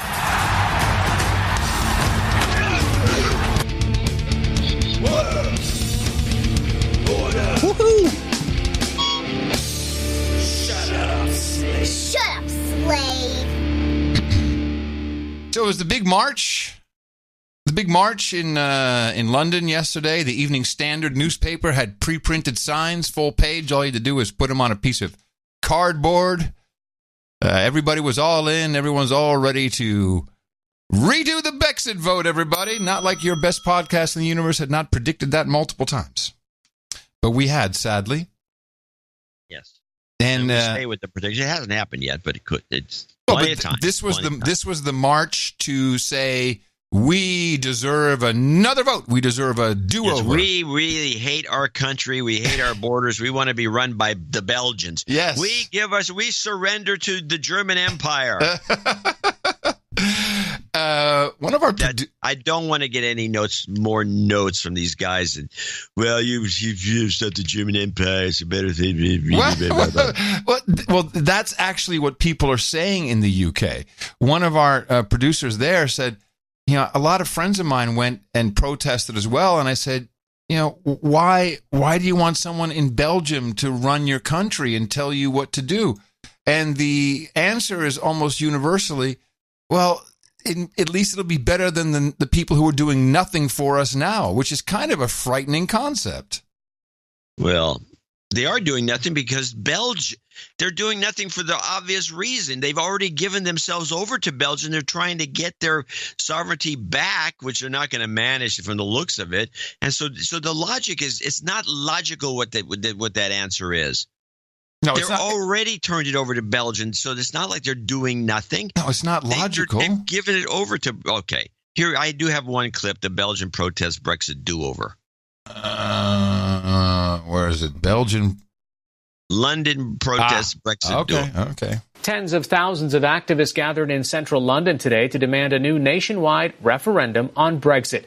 Nearly 150 buses brought protesters to the capital from all over the country to take part in the demonstrations. Britain is scheduled to leave the European Union on March 29th. Heated government negotiations on Brexit have been taking place ever since a 2016 referendum. Conservative Party Prime Minister Theresa May has so far ruled out another public vote on Brexit. You really got to make sure you don't get your Windows sounds in your recordings. It's happened a lot in the past couple of weeks. This is going to happen probably not a lot, but it's going to happen every so often. I find it amusing. I can go back and reclip that, but what I've changed my methodology for getting my clips. Yeah, that's clear. And so as I'm dicking around looking for the next clip, I'll click on something, and then I'll get this error sound for no apparent reason. That Windows likes to make that noise all the time. Well, if you open up your Windows mixer, you can. I know how to turn it off. But you find it amusing. Yet I have for years done my best to make sure none of those sounds enter the recordings. Okay. I'm not I don't have a stick up my ass about it, so it doesn't bother me so much. I don't have a stick up my ass about it either. I'm just saying a little professionalism would go a long way here. Well, I've never believed in that. Theresa May, apparently in the killing zone. I think she's out. She's done. This is it. This was all kind of, a part of which gives us enough time, because March is still a long ways away, to do that redo and then just queer the deal and just give up sovereignty and become just part of Belgium. Who will become the PM though? That we need a new prime minister. You can't have Theresa May with a do-over on the vote. She has to leave. She's gonna. The word is she'll be out within 3 days. I didn't hear this. I have had Daily Mail. Come on, the Daily Mail. Daily Mail. You might as well play that 3 minutes of Trump stuff again. Nah.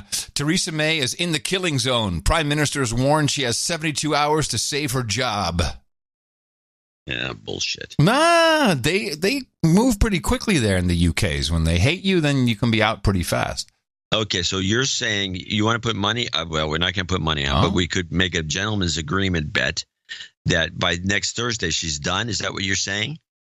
No, that's what the Daily Mail is saying. Oh, okay. But I think she'll be out. She has nothing to show for it. Everyone hates her. Everyone hates her. So good. Yeah. Or maybe she needs a health emergency. Something has to happen. Something's got to give.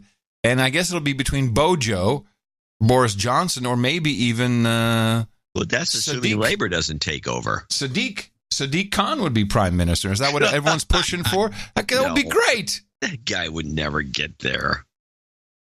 They've lost their marbles there, man. They have. They've lost their marbles. They are actually voting for other countries to take care of them. They've lost their marbles. The great British Empire, ladies and gentlemen. It's unbelievable. And it's just because they've been lied to. People in England, most don't understand. They haven't figured it out yet, but you're really on the short end of this stick. Well, they'll find out eventually. Do you have any more Brexit? I got one. Somebody, I have a comment. Somebody sent me a note or a tweet about this, and they said, well, it's like, was nothing that wrong. I wish I should go get the tweet. There's nothing that, because I'm bitching about this being this globalist movement. There's nothing wrong with globalism when you don't have, it's safer. You had the 2 world wars, were led to this, and we need to have globalism, something like that. Globalism is what brings you periodic wars, you morons. That is the problem, because we were in a globalist movement in the early 1900s. Yeah. It brought no borders, no nothing, and that's why these guys, this assassin could go over and shoot Prince Ferdinand. There was nothing to stop him from going there. There was no borders. I have an idea. Let's give them Beto. You guys can have Beto. He'll be great. Here's Michael Caine, famous actor, award-winning actor. He's a Brexiteer. So I don't listen to all these pundits. I'm a Brexiteer myself, Still my attitude, oh, yeah, certainly. And an audible gasp is heard across the country. Yeah, was this a BBC and the guy was aghast? You still are? Really? How can you still be one? Isn't that great? What? Yeah, certainly. And people say, oh, you'll be poor, you'll be this, you'll be that. And I said, well, I'd rather be a poor master of my fate than having someone I don't know making me rich by running it. Except what some people say is, hang on a second, you still have to do deals around the world. You still have to have relationships with other countries. The point is we have to do deals around the world. I've finally seen this week a little something of what I've said all along. They said imports, we're going to impose these taxes from Britain, and you go, wait a minute. Has anybody told the boss of Volkswagen or Mercedes about this? And now the German car companies have started to grumble about this tax. It's a mess. It's a complete and utter mess. I get the biggest kick out of these Brits who go, "Oh my God, we're going to have to do our own trade deals. We're going to have this is the empire of the Great British, the Great British Empire, which was ruling the world from sunset to sunrise." They said the sun never sets on the British Empire because at any given time the sun was bouncing off of some colony. Yes, the sun never sets on the empire. And they had this this was a trading operation, and they were some of the world's greatest businessmen and greatest traders. Yep. And now they're freaked out because they can't do a simple deal to sell some nuts and bolts to somebody, some jam to the United States, some Cadbury's bunnies. I mean, come on, some Vauxhall automobiles. Jeez. Well, of course, when the Bank of England came in, which is a private bank, that's when it all went downhill. And unless we ever decide to annihilate the Federal Reserve, our fate, as Vladimir Putin probably correctly asserts, will be is bleak at the end of the road. There's no doubt that's how it goes. But the giving into it because of lack of information and complete mind control through your state-run and people-funded media, mind-boggling, I tell you. Mind-boggling.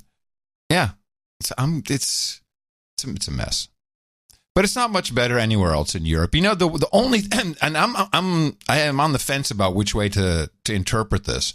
But for a while now, they've been talking about it. It seems like now this may be the last time, or maybe it'll be one more year where we have daylight saving time in the European Union, as there's now a serious discussion in the European Union Parliament to let each of the 28 member states, which used to be known as countries, but now they're member states, to decide their own time. This is now it's either Hey, we give you guys a lot of freedom. Right. We let you decide your own time. I mean, what more do you want? Yes. So it's either, hey, let's make them think they're really in control of something by letting them decide whether they move their clock or not, or this is the death knell. Chaos is coming. Imagine if everyone in these, if neighbors right next door change when they change the clock, what time it is. It's a engineering nightmare.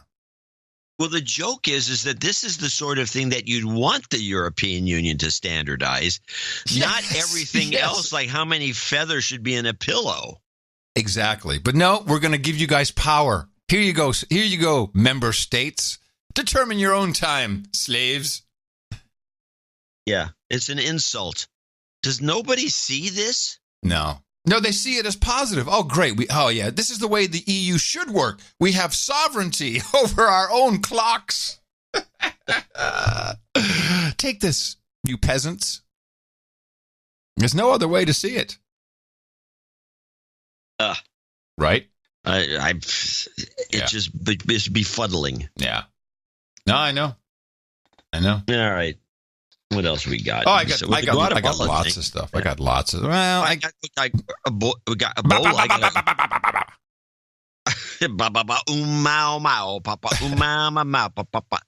Everybody's talking about the bird. I think we should discuss the Ebola thing. Okay. I have nothing on Ebola. You have the jingle. Oh, yeah. Which jingle do you want? All right, there's some interesting information. There's little kickers in here. This is the Ebola report, and then we can talk about it. Well, let me do an Ebola jingle then. This is just a random Ebola jingle. And in the black trunks, weighing in at over 3,000 troops, the ISIS of virus, the killer from Nigeria, Ebola. Woo! Since August, another deadly outbreak of Ebola has been ravaging the Democratic Republic of the Congo, killing dozens. Health workers say new medicines and the development of a vaccine are making the job of treating Ebola easier. However, this outbreak is in the middle of a war zone where a decades-long battle continues. The World Health Organization says the risk that the disease will spread, even to neighboring countries, is very high. NewsHour Weekend special correspondent Benedict Moran and video journalist Jorgen Samso have this report from the town of Beni. A warning, viewers might find some images disturbing. In this clinic in the city of Beni, in the Democratic Republic of the Congo, doctors are treating a new patient. It's a 13-year-old girl who recently tested positive for Ebola virus disease. Ebola can cause headaches, fever, and severe hemorrhaging. Without treatment, it's nearly always fatal, so time is of the essence. I'm in the process of helping my colleague in the cube regulate the patient's IV drip. We are working together. I can help from the outside. Nearby are more patients. Janine in the white shirt and her two sisters have been here for 3 weeks. 7 members of their family are already dead. When Mother died of Ebola, we didn't know what it was. We thought she was poisoned. My uncle died, my cousin, my aunt, my mom, my own brother, and my own sister. They all died. Treating Janine and other Ebola patients is difficult. They need to be closely monitored. Doctors and nurses need to be able to help without putting themselves at risk. Before this outbreak, most hospitals in this region didn't have facilities that were capable of treating Ebola patients. This year, health workers have introduced a new tool. They call it the Cube. Ebola is spread through contact with bodily fluids, and the Cube allows additional health workers to treat patients from the outside without wearing cumbersome protective gear. Before, it would take 15 minutes to be able to enter the room. Now, in a couple minutes, we can be helping a patient. All right, who makes this Cube? You know what it is? Can you imagine? Just try to describe for me what you think they're talking about. It sounds like a huge tent that looks very much like a NICU, like an infant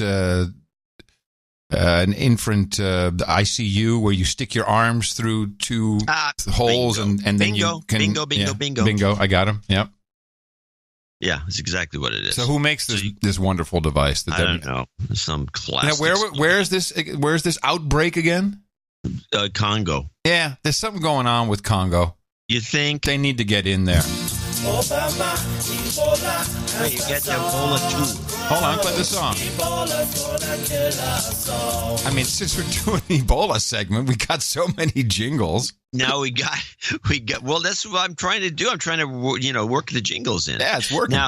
Now there's a couple of gotchas in this. There's a couple of very interesting little zingers in the second part of this, and I want to see if you can spot even one of them. It better be something about Chinese getting sick, because that's the only reason.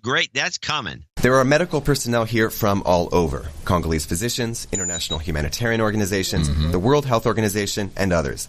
Just a couple years ago, they could give no medicines for Ebola. This year, they're using new experimental drugs. Now patients can receive donated medicine within hours of being admitted. Because of the crisis, a Congolese and international panel of experts approved the use of the new drugs before they ordinarily would. The WHO calls this a paradigm shift. No, we call this testing on poor black people is what we call it. You got it. You nailed it. That's exactly the clip. And he says, then the guy has the gall to say, we call this a paradigm shift. Paradigm shift. Instead of testing it on mice, we shift the paradigm to testing it on black people. Woohoo! On one hand, you're incredibly nervous because not many people have given these drugs before, and not many people have received them. But on the other hand, there's a sense of excitement and a sense of hope, because for the first time we have something that we can use to directly fight against the virus. There's also a new vaccine. A 2015 field trial in West Africa found the vaccine to be, quote, effective. So though it, too, isn't yet fully approved by global health authorities, more than 15,000 people in this region have been vaccinated on compassionate grounds. The goal is to forestall an epidemic. Wow! They've been vaccinated on compassionate grounds. In other words, well, you may die from the shot, but at least we love you. Authorities. Wait, hold on. The thing is, earlier in there, you missed this one, which I thought I was very quizzical when I heard this. What would you say this is? The vaccine has been, quote, effective. And a sense of hope, because for the first time we have something that we can use to directly fight against the virus. There's also a new vaccine. A 2015 field trial in West Africa found the vaccine to be, quote, effective. So though... What does that mean? It means you die. But, quote, it's effective. Well, it's effective in killing you. It, too, isn't yet fully approved by global health authorities. No. More than 15,000 people in this region have been vaccinated on compassionate grounds. The goal is to forestall an epidemic, one that could sweep the region and beyond. Man, good. I'm glad you brought those clips. In fact, that one actually, I think that deserves a borderliner because there was some good stuff in there. Yeah. Clip of the day. A quote borderline clip of the day. Ebola, he come from Africa. Everybody now. It's a good one, John. Wow. Okay, so we're killing people. Is this Bill and Gates? Quote, Bill Gates. killing him. Is this Bill and Melinda Gates Foundation? Quote unquote. Who's running this op? It just said everybody and their sister apparently is there. Jeez. Well, let's talk about drugs for a moment. I've stayed on the story, which I think is pretty big. The drug price requirement now that I think it's going into effect. It won't go into effect this year. It won't go into effect probably until 2019. But the idea is just like there's some requirements for side effects. There's also requirements like in car commercials, your miles per gallon, and a lot in the small print. But the Trump administration came out and said, "Look, we need you guys to put the monthly retail price. That's the top line, the big amount.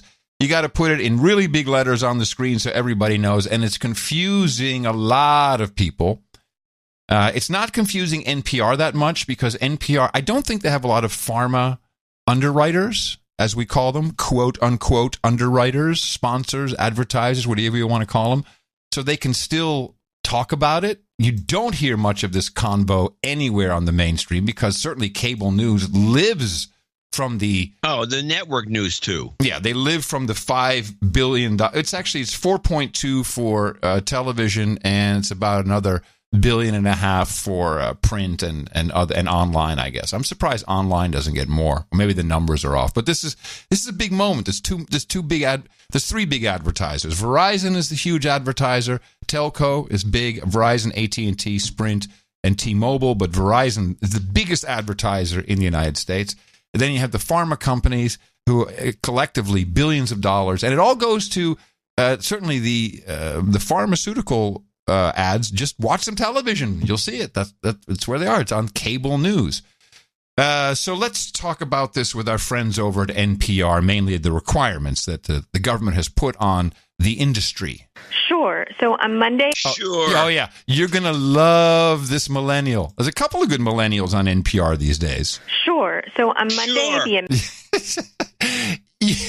I'm just going to keep playing it. Sure. So on Monday, the administration proposed a rule that would require drug companies to list a product's monthly wholesale price or the cost of a typical course of treatment if a monthly price doesn't make sense.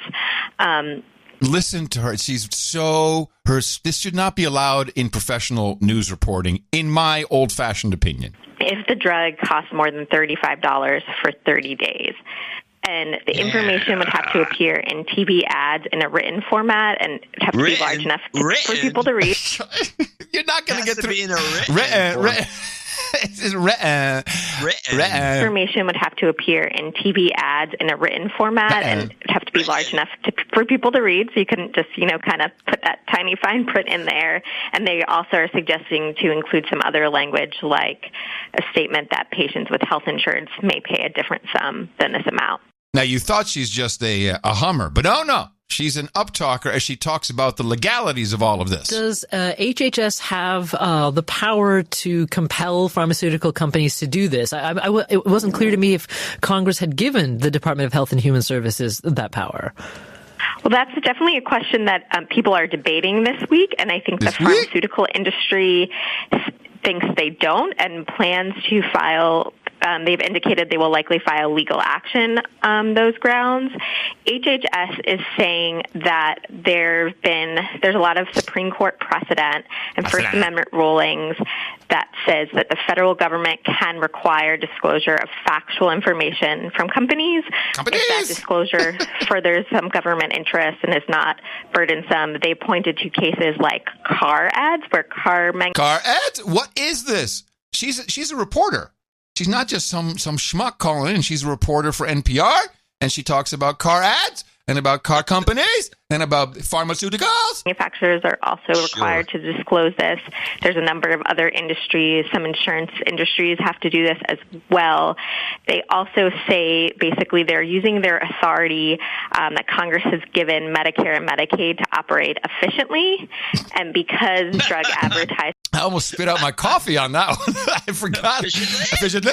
Has given Medicare and Medicaid to operate efficiently. She better be really hot, man. And because drug advertising she's not can influence utilization of people using drugs, maybe lead people to seek out drugs that they might not otherwise need or cost more than other medications that could fit their condition.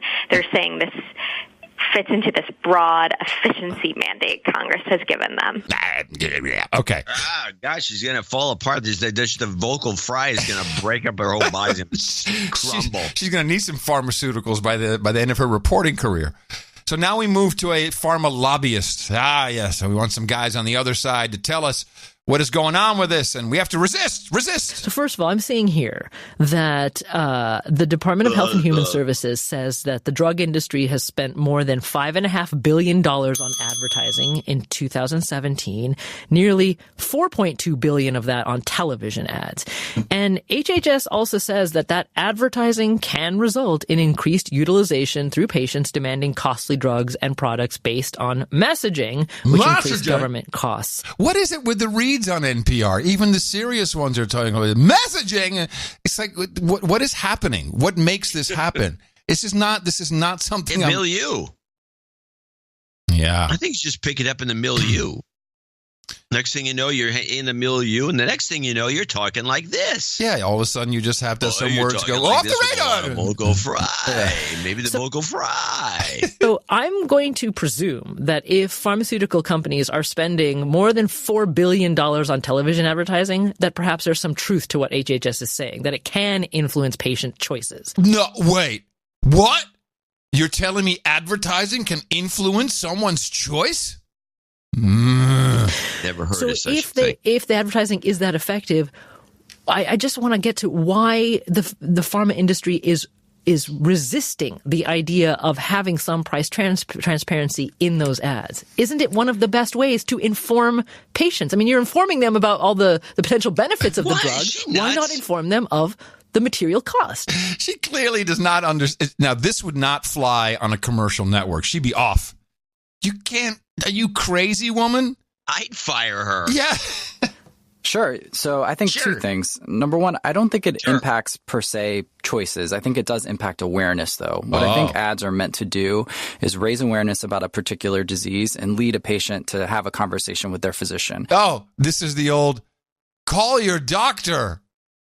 Like you can call your doctor. Like there's a doctor. He's picking up the phone. Yeah. Well, unless you have concierge medicine, which is getting pretty darn popular, you can call your doctor. But no. It's about telling you that you're sick, that you have a problem, and in most cases, the pharmaceuticals advertised these days are enhancers of the problem you already have. So, hey, is your antidepressant meds not working? Restless leg syndrome, baby. And I can say direct-to-consumer advertising of pharmaceuticals is one thing that brings patients to the physician's office.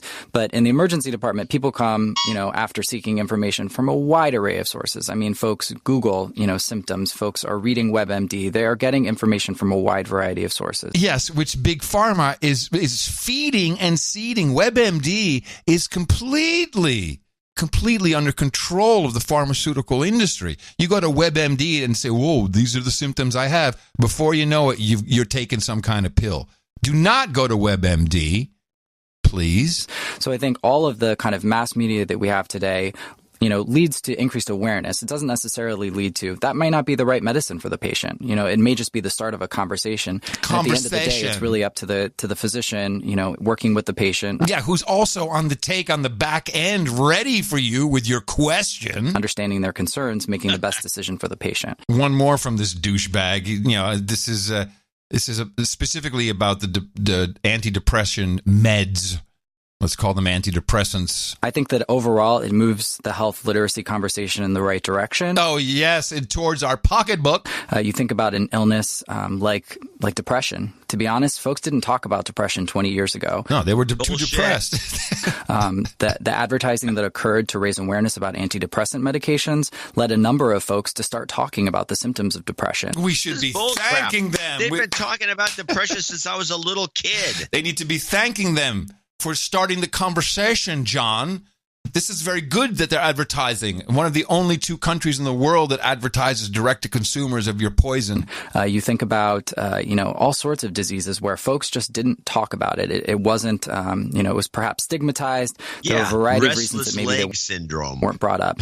And so while you may not like a specific advertisement, overall, if we're raising awareness about serious illnesses like depression, HIV, hepatitis, infectious diseases, vaccines, there are all sorts of reasons why we want people to seek medical care. Yes. Because you want people to think they're sick and they need your stuff for, like you said, restless leg syndrome. If I may, are you really, you're not really taking credit for increased awareness around mental illnesses like depression. You're not letting advertising. This woman can't breathe through her nose, apparently. She just can't breathe through her nose. Well, that's why she's not in PR. Credit for that, are you? I wouldn't take, we certainly wouldn't take full credit, but I would say that talking about things or putting things on television, raising awareness of what symptoms for diseases might be can certainly be helpful and moving the needle on illnesses that maybe weren't talked about, or somebody may not have wanted to talk to their doctor about it. Yes. Jeez. I just found that whole conversation to be horrible. Yeah, it was. My goodness. Yeah, it's really, really, really, really bad.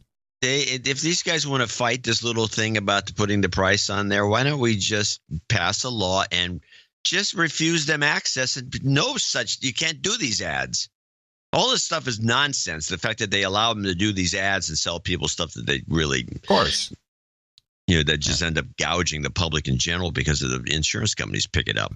Well, I think it's a good double whammy from the Trump administration. One, these prices are too high. Two, the main thing is people will start to see the discrepancy in what you're paying, and they may even be able to figure out that when you have a copay, it's based on a percentage of that high official retail number, which is not at all the number the insurance company pays. They pay about 30% of that. But your own copay is based on 100% of the jacked up number, which the insurance company never pays. That's the scam.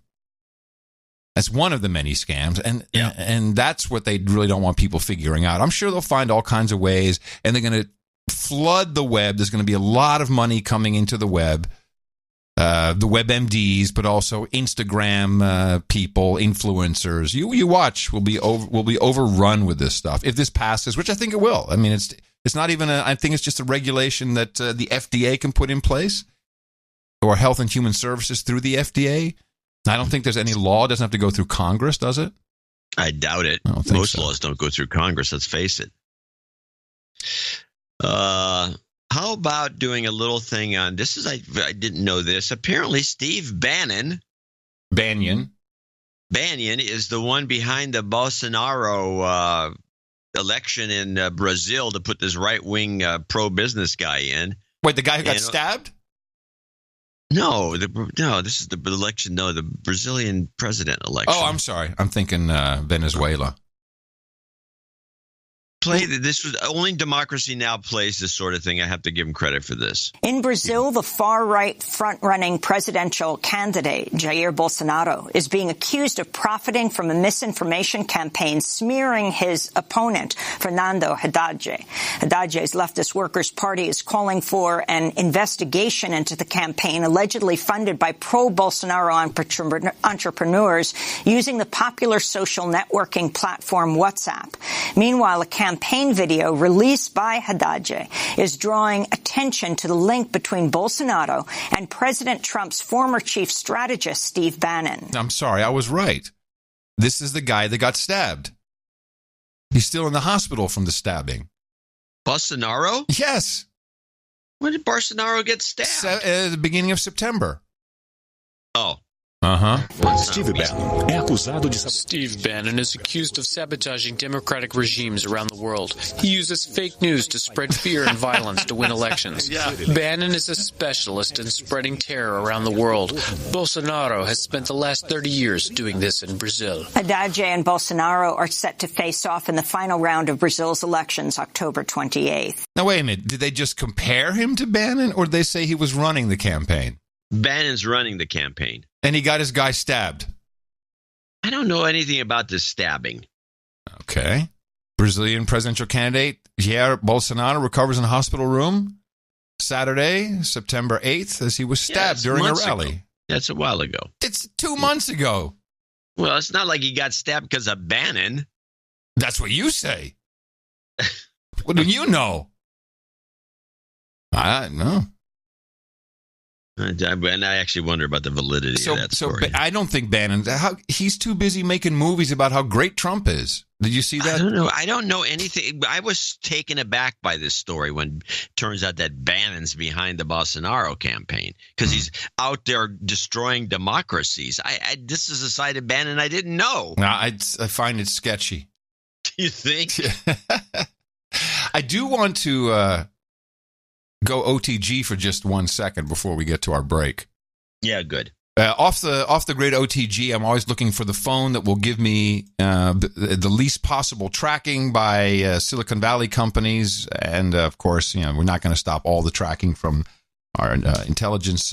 But the whole idea is that you don't use it because you don't really need it, and you're not disturbed, and you're much healthier. You can watch all the other zombies walking around with bent backs and their arms raised, and they're looking at their phones. And there is a new one on the horizon. I want to report on these things. This new one you may have seen got a lot of attention the past few days over the weekend from Kyocera, the company that makes the flip phone I like a lot, the Dura XE, for about $150 on Amazon. They're coming up with a new one, credit card sized, does phone, text, and has a little web browser on an e-ink screen, so it's completely undesirable to use, but you could use it if you needed some web access at that very moment. Looks like it's going to be about $300, being released in Japan first. Yeah, I told you this is where people are going to go. They want to get off of the grid from time to time. And so we have the Punkt 2 coming. We've got the Light Phone 2. There's a lot of these devices. And this is Kyocera, or Kyocera, however you pronounce it. Pretty big company. So I like it. It's pronounced Kyocera. It is Kyocera? Yeah. Now, I think these prices are too high. You can buy a smartphone with a flat, like a Apple clone phone for $40-$50. Yeah, but you do not want a smartphone. This is the whole point. But who's going to pay $300 if you don't want to be tracked? Turn the phone off. It's not about not being okay, John. You have no standing because you're not following with the program. The idea is exactly that. There's a difference between having communications in your pocket when you need it and turning it off and not taking it with you. And that's the sweet spot that is really going to be big. And you've mocked me. Why can't it be big and cheap? Well, it could be, but this is America, baby. Look, it's $300. I agree. It's too expensive for what they're giving you. But at least it's not $1,300 with a thing that tracks you and makes you sick. And I have to give one man. I'm not even going to comment on the $1,300 phone. Yeah. I'm going to credit someone else with the true identification of this trend. It is a trend. I don't care what you say. If it's too expensive or not, the trend is going to feature phones that don't do very much, keep you in minimal contact. And I have to say, it is Lindsey Graham who predicted the OTG movement in 2015 before I even did. And I have the clip to prove it. Do you remember when President Trump gave out Lindsey's cell phone number? Yeah. Do you remember that? Yes, I do. That was very funny. And he made a very funny video, or kind of funny for his doing, that he was smashing his phone and getting rid of it. And it actually, if you look at the video, it is the Kyocera flip phone, the Dura, that I've liked so much. And he talked about it with one of our mainstream media reporters, and he makes this bold prediction. Let me ask you, when Donald Trump gave out your phone number, did your phone start ringing off the hook? Oh, yeah, it blew up. The phone is now, we're moving on. One way to make sure that your phone can't be used is for somebody to give your number out on national television. But Donald's done something my staff could not do, and that's get me to upgrade to a better phone, and I'm marching forward. I was going to say, a flip phone these days looks like you're really holding on to the tail end of a trend there. Absolutely. I was trying, because it's coming back one day, It will be the new thing one day. But listen to that prediction. Unfortunately, the flip phone has probably seen its last days, and I'm going to have to make a decision to move forward. And Donald Trump, in that regard, thanks a bunch.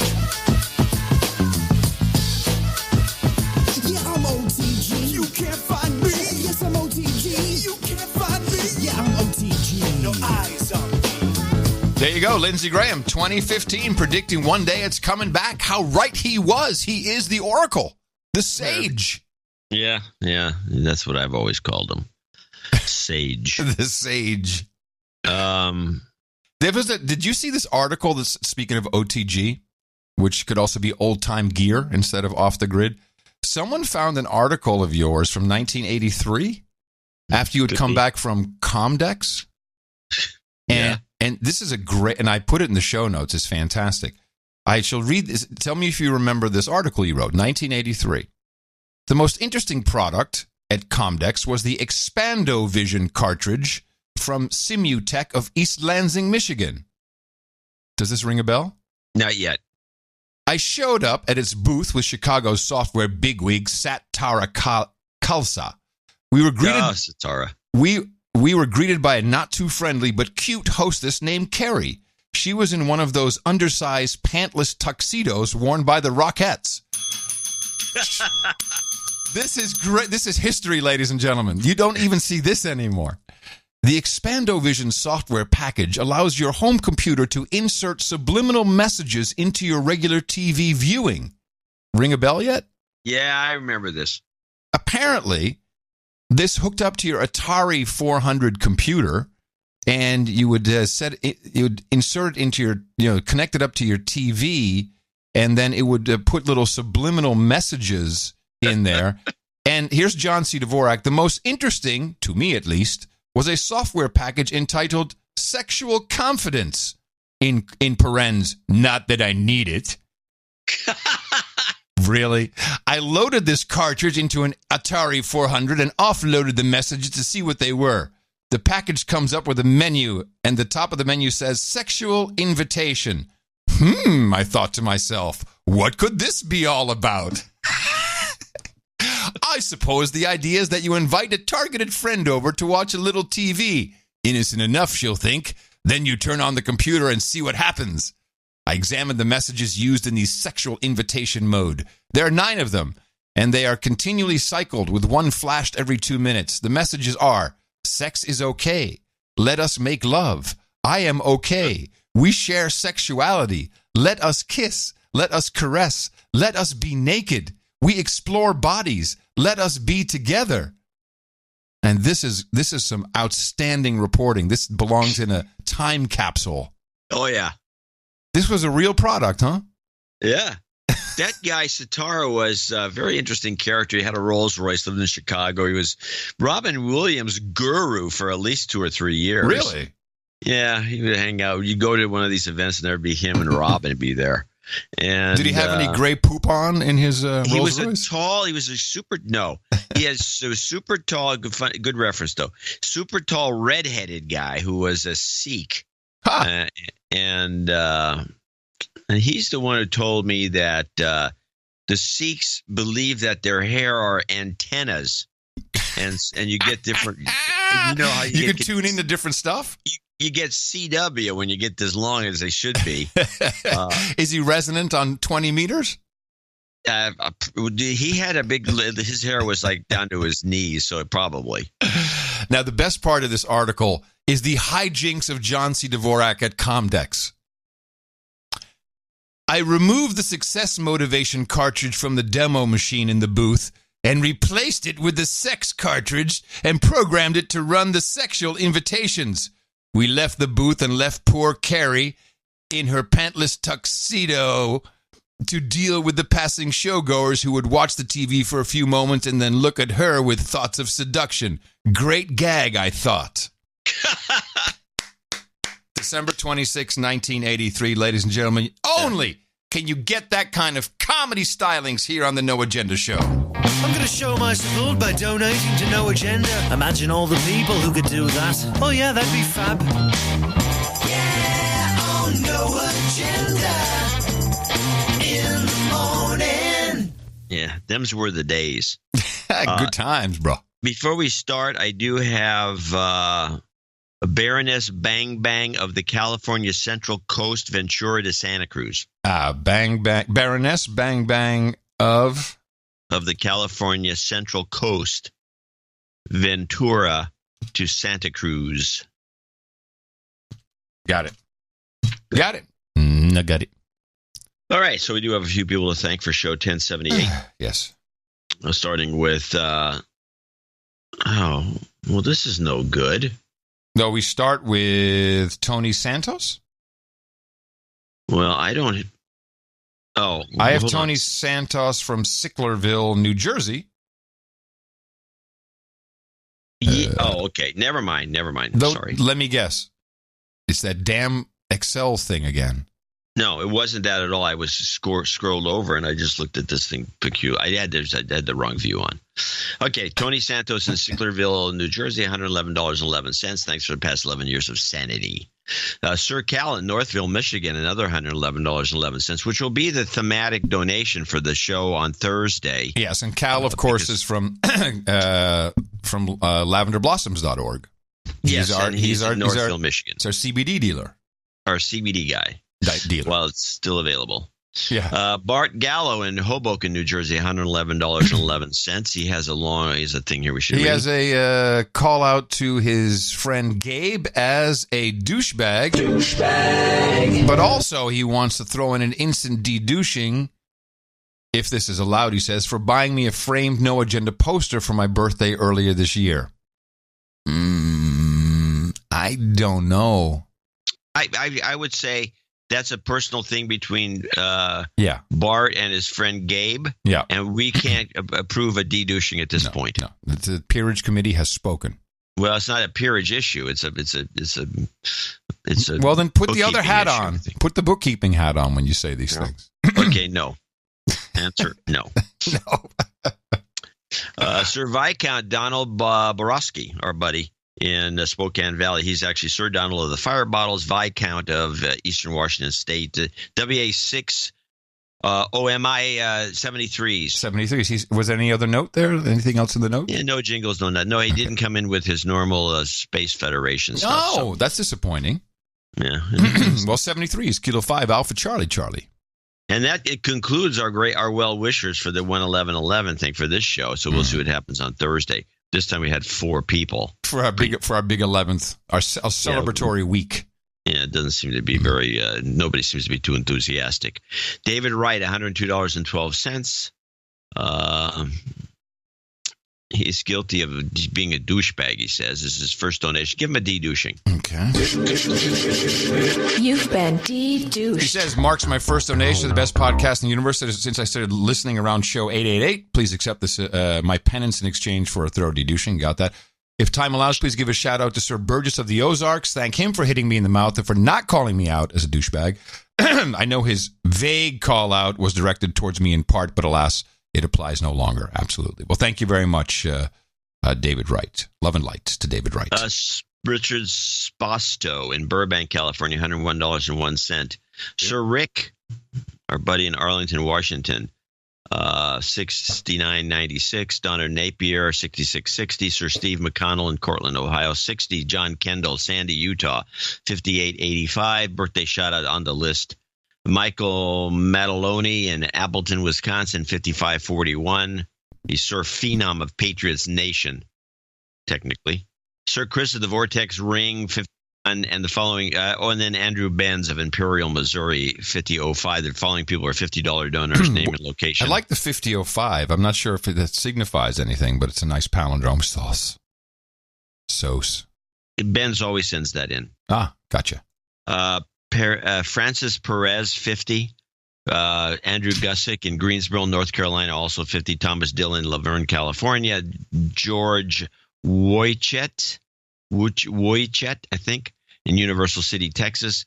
Daniel LeBoy in Bath, Michigan, and Sir Paul from Horseheads, 50. That concludes our little group. A short list. Yeah. For show 1079. We're coming to show 1080, which will be the 11th anniversary show for the No Agenda show. So I think that maybe people are just holding back. You know, it's a coil and it's ready to spring. Everyone's going to celebrate the 11th bigly. Let's hope. Yeah, let's hope indeed. But we appreciate it whenever someone does anything for the show, no matter what. But specifically, sorry. Yeah, it's a little bit of mold still in the air. Mold! Here. A little bit of mold.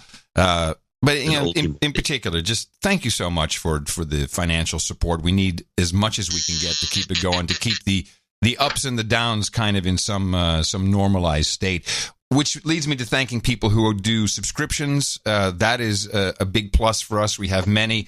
And anyone else who came in under $50, which is typically for reasons of anonymity. Also a special, let me see, Jobs Karma. This comes from Sir Mike Gates, Baron of the rest of Colorado. This is no slouch. Guys, I got laid off at the beginning of August. I had lots of rejections, some good interviews, but no offers. I've been able to keep up my monthly donation to the best podcast in the universe, but I really need some Jobs Karma. Give me some of the good Pelosi stuff. None of that weak Trump's job karma, please.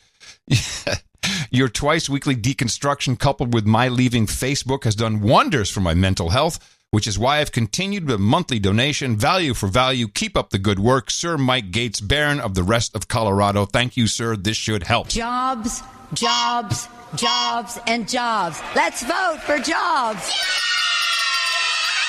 You've got karma. Now with a little special blow-in from John, that should do it. It's your birthday. And today is the 21st of October, 2018. We say, happy birthday to William Messing. That's what Sir Chris of Carmel by the Sea says.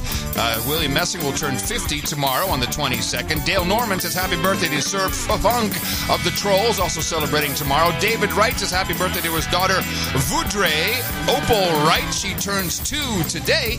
And John Kendall says happy birthday to his beautiful wife, Megan Kendall. She also celebrates today, October 21st. And we say happy birthday from all your friends and Uncle John and Adam here at the best podcast in the universe. Title changes, turn and face the slave. Title changes, don't want to be a douchebag. Sir Back County Ranger changes his title today to Sir Compost Ranger, but we have an actual upgrade, which my faux pas I did not handle on the previous show. Dame Bang Bang has upgraded her title to Baroness Bang Bang of the California Central Coast, Ventura to Santa Cruz, and we thank her and Sir Back County Ranger and everybody else who supported this episode, number 1079 of the No Agenda Show. The big one, 1080, our 11th anniversary celebration is coming up on Thursday. Please remember us for that at Dvorak.org/NA. And no knightings or anything. That's none of that today. No. None of that today. No. What are you going to do? All right. Well, we have a big march going on, a big celebration from Guatemala to the United States. Is that that's a celebration? A celebration of their heading through to the United States. Now, I'm getting the wrong impression about this, and I think a lot of it has to do with the left-wing reporting. Like, let's play. I got 3 clips, but let's play the Guatemala Caravan by Amy Goodman. In immigration news, a migrant caravan of about 4,000 Hondurans is continuing its journey toward the U.S. border as the migrants flee rampant violence and economic deprivation. Trump has lashed out against the caravan on Twitter, attacking at turns Democrats, his Central American counterparts, and the migrants. Trump has also threatened to cut foreign aid to Central American countries, nullify the new U.S.-Mexico-Canada trade deal if Mexico doesn't stop the migrants and even deploy troops to close the border. Now, there's some connection that she makes with these Hondurans, with the who I keep calling Guatemalans, with the election of some character in Honduras that we supported, some economic hitman. Oh, it's deal. our fault. Everything's our fault. Mm-hmm. But I got the impression that this thing was further along because it's been reported for weeks, but it's still at the Mexican border down there. Well, now, I saw a video. Didn't they break through the border? A couple of people did, but we have to get the bigger reports, and we do have some good reporting. And mostly at the bridge, which is the bridge that's going into Mexico, where the Mexicans stop these guys, and they're jumping off the bridge into the water and swimming over, and they're trying to sneak across, but most of them appears to have been stopped. So they're not in Mexico marching up to us as though the Mexicans can't stop that. But let's play. Let's try. I got these 2 different reports. Try the CBS one first. Well, thousands of Central American migrants who are trying to get into the U.S. are still blocked at Mexico's southern border. A number of women and children were allowed through today, while others found their own way in. Adriana Diaz is there. This is the latest stop on a risky journey to a new future, or at least the hope of one. Countless migrants, mostly from Honduras, slept overnight on this bridge that stretches from Guatemala to Mexico. On Friday, the massive group tore down a fence, allowing some people to stream through. Their reasons are clear, according to this Honduran migrant. He said there's hunger, corruption, insecurity, and uncertainty. That's forcing Hondurans to leave our country because we can't live there anymore. Mexico is processing some women and children for entry. But today, others avoided the mostly deadlocked bridge by going under it. They used makeshift boats, little more than inner tubes, and plywood. 17-year-old Jimmy Aron Hernandez was one of them. How old are you? ¿Cuántos años tienes? ¿Cuántos años tienes? 17. 17. ¿A dónde quieres ir? Where do you want to go? Estados Unidos. To the United States. Why? ¿Por qué? Porque quiero hacer una nueva vida, sacar a mi familia adelante. you want to start a new life and help your family move forward. The few people who have the proper paperwork, who have passports, who have visas, will be allowed into Mexico. The others, there he goes. He just jumped. And he's swimming. The water where he is pretty shallow. But there are parts of this river where the water reaches chest deep or deeper. It is dangerous to jump. But this is what a lot of people are resorting to in order to get to Mexico any way they can. Federal police were there to keep order, but not stop illegal crossings. Further south in Guatemala, police tried to create a blockade, but this truck tore through it, helping migrants join the caravan. For the thousands still stuck on this bridge, there are few options. Some are waiting to try to be processed by Mexican immigration. Others are returning back to the Guatemalan side, and some are still jumping from the bridge to try to swim to the Mexican side. Rena? Incredible images. Adriana Diaz, thank you. Say a new treatment is showing promise. Stop. That should have been cut earlier. Now here's the PBS report. Well, that was riveting. No, it wasn't that good. It should have been cut when he jumped from the bridge. That's where I had it cut. I don't know why. Okay. So it was a miss. It was a miss. I actually kind of liked hearing that stupid. Oh, another one just jumped in. Oh, the guy's just jumping on into the water. I know. They can stand. Let's try the invasion update on PBS. This is from Saturday, I think. The caravan of migrants heading north from Central America has gotten smaller overnight at the Mexico-Guatemala border. Some of the thousands of mostly Honduran migrants escaping violence and poverty have crossed into Mexico, both legally and illegally. Others retreated after a confrontation with Mexican riot police. After meeting with Mexican President Enrique Peña Nieto yesterday, U.S. Secretary of State Mike Pompeo said that Mexico has sent 500 federal agents to its southern border. President Trump is threatening to cut off aid to Central American countries if they don't stop migrants from leaving, and says he's considering sending active-duty troops to the U.S.-Mexico border. Federal troops are prohibited from deployment on U.S. soil to enforce domestic laws. Now, who sent these? Why are these people decided to all come at once? Not they don't dribble. Because someone's paying them, handing out cash. We have video. Has to be it. Well, why there's video of it. Why doesn't that reported on? Why doesn't anybody report on that? Because it's professional courtesy. When another gang is doing something with the people and trying to make some news, you just report on it. You don't expose them. It's professional. When someone's paying people to do something to make a political point, you let them go. You report on it. You don't bust the ring. That's not how journos work. What other explanation is there? There is zero explanation for this except somebody has either paid these people off or organized them or something to get them all to do this at once into one large caravan, as it's presented on Democracy Now! It's a caravan. But we get no information whatsoever about who's behind it or why they're doing it. Besides, we have corruption in Honduras. These people fear for their lives. That is the party line. These people fear for their lives. They are being killed, although I see no evidence of this per se. And that's why they are coming to the United States to claim asylum. Yeah, oh, yes. Well. Beto, I forgot, as a part of my Beto report. Well, what is Beto's policies? First policy, he's pro-legalization of weed. At which point I said, you had me at weed. But then, he's against the wall. But he wants the DACA kids to be legalized immediately. Says that is immigration policy? Yes. No wall, legalize the DACA kids. Okay, thanks. So these guys aren't talking about it either. No. All right. Well, it's just an attack on the country as far as I'm concerned. Yeah, but it's good for Trump. So whoever's paying for it, that's why you don't hear me say it's Soros, because this could easily be the Republicans by saying, look, this is what we have to deal with. It's just as rotten as everybody else. So I'm not going to argue that. Now, Elizabeth Warren, was it her? Oh, I want to go there in a second. Here's something else. California.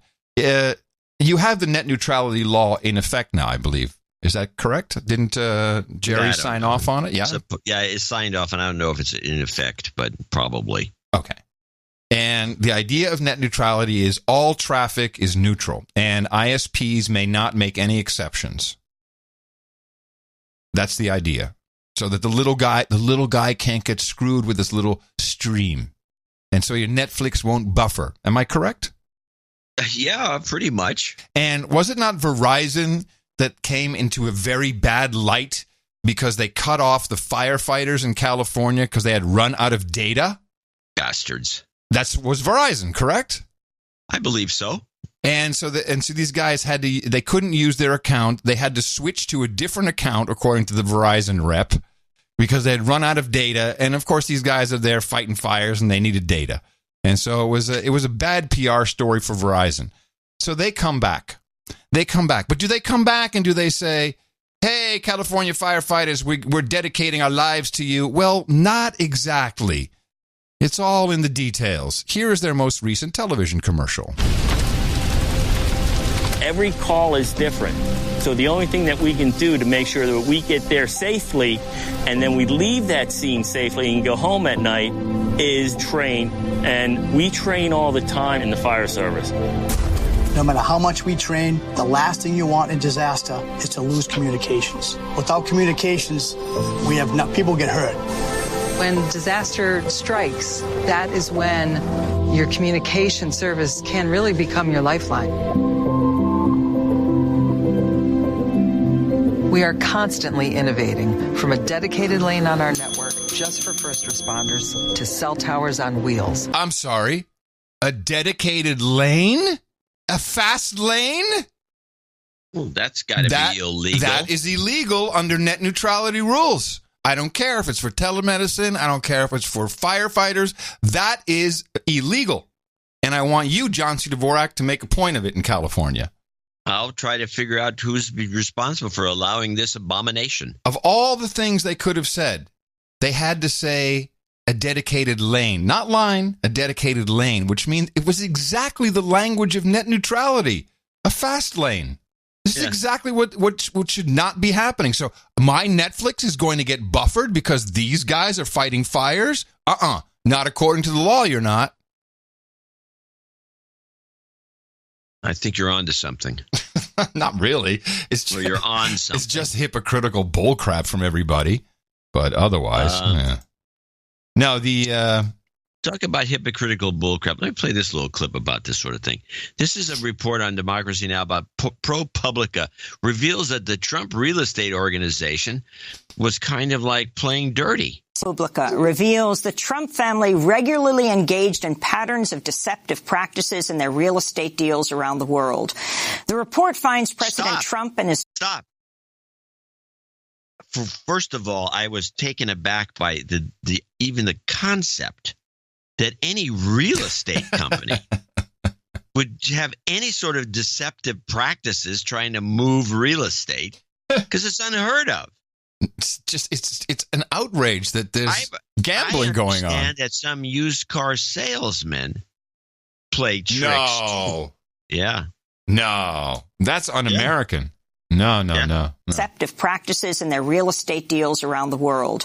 The report finds President Trump and his daughter Ivanka, now a senior advisor, regularly misled investors and buyers by inflating property sales numbers, giving a false sense of the viability of the projects. This comes as the Trump name was removed from yet another New York City building on Thursday after residents complained of security risks and reduced property values associated with the Trump name. Oh, God. Okay. Now, let's get this straight. The reason you would take the Trump name off of a building in New York City if it wasn't the big Trump Tower, so it doesn't get vandalized. Yeah. It gets vandalized and people get harassed. Yeah. By Democrats. People. So let's be honest about these reports, Amy. Elizabeth Warren. Couple of things here. She has a nickname. Yes, Betsy. Used to be Pocahontas, but that got taken away by Trump. That's screwed. So she did a DNA test, and that was a big joke, and everyone laughed about it. There's a little extra tail to this joke. You know the DNA company that she used? It was 23andMe, wasn't it? No. No, it was not. It's family tree DNA. Oh. which her ex-husband co-founded with Carlos Bustamante. You might remember that name, for that is the expert who told her that she definitely had Cherokee in her heritage. Inside job. Huh. Yeah. Company her ex-husband founded for DNA testing, and the co-founder who was happy to say, yeah, you're Cherokee. Way to go.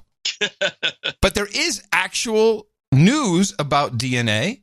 And this is pretty big. You've heard about it on the No Agenda show. We have experts in the field who have sent in many comments and said, yes, this is coming, this is happening, and it is here, and it is working. In just 1 week, law enforcement's newest secret weapon helped solve its very first case in Utah. 2 News told you first and exclusively. No, it was No Agenda. Stop it. About a rapid DNA that started in Utah a couple of weeks ago. Rapid DNA. The portable machine analyzes DNA in less than 2 hours.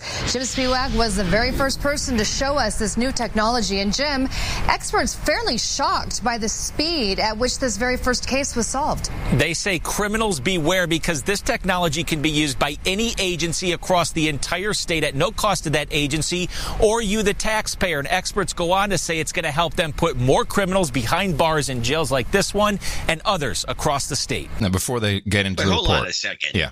Oh, yeah. So the machine is free and it doesn't cost anything to operate it? It's free. You can use it. You can call them up and say, hey, I need a rapid DNA. And then it doesn't cost anything. It's a free machine. And nobody has to pay anything for it. No, it's just free. That's bull crap. Somebody's paying. What this is a scare tactic, because you'll hear how it's implemented. And what it really does is scare people just by saying, oh, bro, we've got your DNA. 27-year-old Albert Hernandez of Hiram is literally the new face of Utah criminals caught with the help of rapid DNA technology, because he's the very first. This is one step in the right direction. You know, obviously it was a successful outcome, and that's what we want to see. Nate Mutter is trained on the rapid DNA machine. Working with Cache County Attorney James Swink, they got Hernandez to admit to his crimes with DNA proof in about 2 weeks. Swink was out of town, but spoke to me via FaceTime about the state's first guilty plea case. We were able to corner him really quickly, and he knew it. Once we had the DNA, he knew it. On September 9th. Do you hear this? This gets very interesting. No, you nailed this. This was good. I'm going to give you a clip of the day after this is over, because this your analysis is dead on. This is bull crap. This reminds me of a scene, I think it was in The Wire, where they took a copying machine and they put a bunch of paper in it that said true and false written on it, and they asked guys stupid questions, and then the machine would cough out the piece of paper that said true and false, buffaloing him into believing this was a lie detector that caught him. Oh, yeah, wait until you hear how they did this guy. Hernandez broke into a Cache County home, stole some stuff, and ran off. He left behind DNA Swink says would normally take months to process, leaving Hernandez on the streets. He broke through a window. There was blood at the scene of the cabin, and also there was DNA that was taken off of a Diet Mountain Dew can. He drank a Diet Mountain Dew can. They put the can in the machine. Son, we got your DNA. Might as well admit, otherwise we have to show you the results. The AG's office owns and operates the 2 analyzers. DNA-filled test tubes are put into this mobile machine, and results are returned in about 90 minutes. It just doesn't happen that fast in the criminal justice system. Hernandez pleaded guilty to burglary, theft, possession of meth, and obstruction of justice. So with criminal number 1 behind bars, thanks to the new tool, who's next? There's several in the works. I have a feeling that we're going to get hit with numerous in one day. Oh, yeah. It's going to be a bonanza. All you have to do is say... By the way, they load up on this guy. He did one thing. They did obstruction of justice in this case, which they added to his charges, was him saying, no, I didn't do anything. Oh, okay. And then, look, we proved you did it. That's obstruction of justice. It's an abomination. Regardless, I think it's a very stupid idea to give your DNA to anybody. Like 23andMe. I hovered over the mouse button for a moment. I want to really see if I have any Cherokee in me. You definitely do. And I was like, I really don't want my name. So you can put in a fake name, but I don't want my name associated with this. I really don't want it. Trolldar in the troll room actually made a good point. He said, you watch, LifeLock will soon be offering DNA lock up your DNA so no one can get to it. That's probably something good. That's probably something that's coming. That sounds like something these guys would do. But basically, you just have a box with a test tube holder on top and a display, kind of like the E-machine from Scientology in a way. It looks all snazzy, and you just put the Mountain Dew can in and shake it about, and it makes chip chip chip chip, and then it spits out a printout. I mean, this is very, very cool how they're introducing this. And I'm looking forward to it. Most of these criminals are idiots. Let's face it. Yeah. Oh shit, man! You got my Mountain Dew can. All right, I'm done. And meanwhile, Elizabeth Warren is promoting something which at first I was very excited about it. It's like, oh, this is something I really want to sign up for. It's an education, and it turned out to be quite disappointing. Today, I want to tell you about one group that has been helping to lead this fight by preparing us for the hard political battles that lie ahead. Resistance School. Resistance School offers free online skills-based trainings from leading experts and organizers who can teach you how to mobilize and organize most effectively. Check out Resistance School at resistanceschool.com. These tools and skills are free and online for you and for everyone else. Together, we can resist and persist. Resist what? America needs you right now. Will you join us? Yes. Go to resistanceschool.com. I was so excited. I'm like, yes, I want to resist. I want to learn how to resist. This is horrible. It just shows you how to canvas. Shows you how to knock on doors. Yeah, it wants you to tell people to vote Democrat. That's Resistance School. Yes, of course it is. How to register voters. How to knock on doors. Resistance School. At Resistance School, you'll learn valuable schools like learning how to knock on doors. You'll learn how to hold a house meeting. And you'll learn how to canvass persuasively. Let's see some more. With Tupperware could teach you more stuff. What else do we have? Public narrative. How to build relationships. Oh, nice. Luis Avila. As seen in the New York Times, The Nation, CNN. I mean, come on, people. This is great. How to knock on doors. How to phone bank. It actually says this. I'm telling you. I'm not kidding. I'm not kidding. No, I'm not kidding. How to knock on doors. Yes. Learn how to have a persuasive conversation at the door with former Obama and Clinton staffer Jason Gray. We'll provide you with key tips and give you a proven framework to use to learn how to knock on doors. ResistanceSchool.com. How to sustain in the resistance. These are great little lessons. How to defeat... Resistance School! How to defeat dog whistle politics. Oh! Here's Robert Reich. And of course, he has the stupidest course, Communicating Across Difference. Yeah, meh. Who wants that? We want to learn how to knock on doors, Robert Reich. This is boring. Isn't that interesting? Dumb. Yes, quite dumb. This is definitely stupid. It's how to phone bank. Yeah, I told you it was lame. Okay, so there's a couple things we need to talk about. You sent me a link about New York, and this is a very interesting story. I think it was in The Atlantic, and the title of it, Why New York Has So Many Empty Storefronts. Oh, yeah. Now, if you will summarize what this is about, then I'll tell you what happened when I read it. This actually first came up in the conversation on DH Unplugged.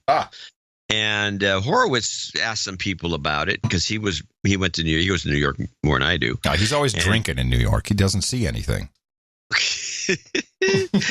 It's probably closer to the truth than get a text from, hey man, how you doing? I'm great. I just had another IV.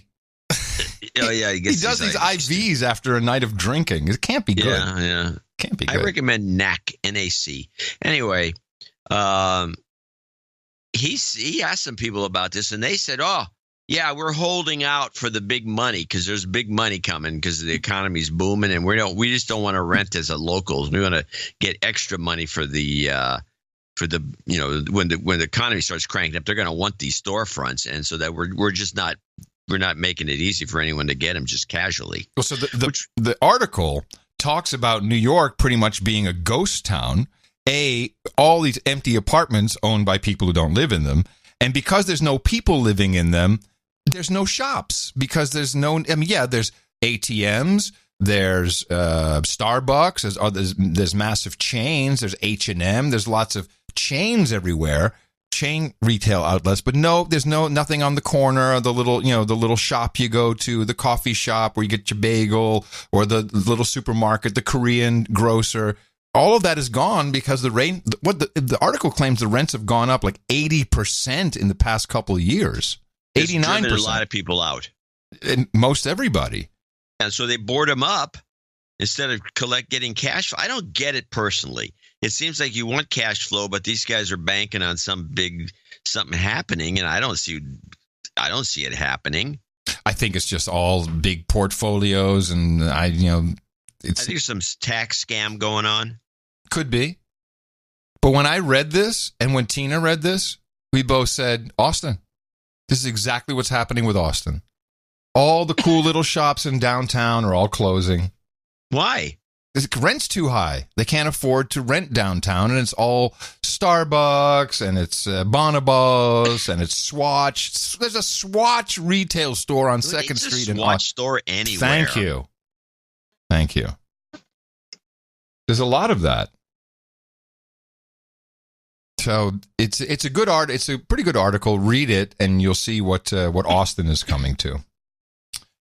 I have a final little sequence. I'm seeing a lot of boarded up stuff in the Bay Area too. Now that you mentioned, I'm going to start looking more carefully. Yeah. I do have the lottery update with a kicker. I want to play that before we go, and also maybe the quick review of the Trump Montana rally. Okay, let's do this lottery update. I'm about to buy my own ticket. An estimated annuitized $1 billion. Let's see if I can make you a billionaire tonight. But there was no winner in what had become the largest Mega Millions jackpot since the game began in 2002. The odds of hitting it big? 1 in 302.5 million. Lines formed across the country yesterday as people bought tickets for a shot at what was the second largest lottery prize in U.S. history. 1 billion mega. 1 billion, bro. It's 1 bill. 1 bill. There hasn't been a Mega Millions jackpot winner since July, and now officials say the jackpot could soar to tie the all-time record of $1.6 billion by Tuesday. There is good news for one lucky player in Morgan Hill, California, where at this gas station, a ticket matching 5 of 6 numbers was purchased. It's one of 15 tickets that's good for $1 million. But hitting it big doesn't always mean sustaining the lifestyle. According to the Certified Financial Planner Board of Standards, nearly 1/3 of lottery winners declare bankruptcy. A third of them. Wow. These are people that, for one thing, is you're kind of a loser to buy a lottery ticket because the odds are ridiculous. Yeah. And you don't even, and the payout's not even. The payout is only half of the pot, so it's not even good odds even at that level. But so you're such a loser that you win the lottery and then you go broke. I mean, I know it's just beyond me. I'm buying a ticket. Hey, dude, you don't need another Ferrari. I'm buying a ticket. Yeah, well, of course. Well, I'm not. I figure I get the same odds as winning as you do. Oh, no doubt, but it'll make me feel good.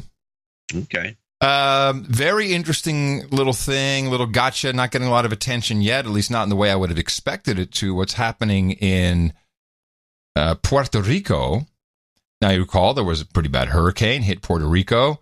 And the mayor of San Juan was just hating on Trump, just out there yelling and just making a big scene about how horrible he was and wearing not my president hats and just hating Trump and everything it is wrong. And he counted the number of people wrong and just screw that guy, stupid orange clown.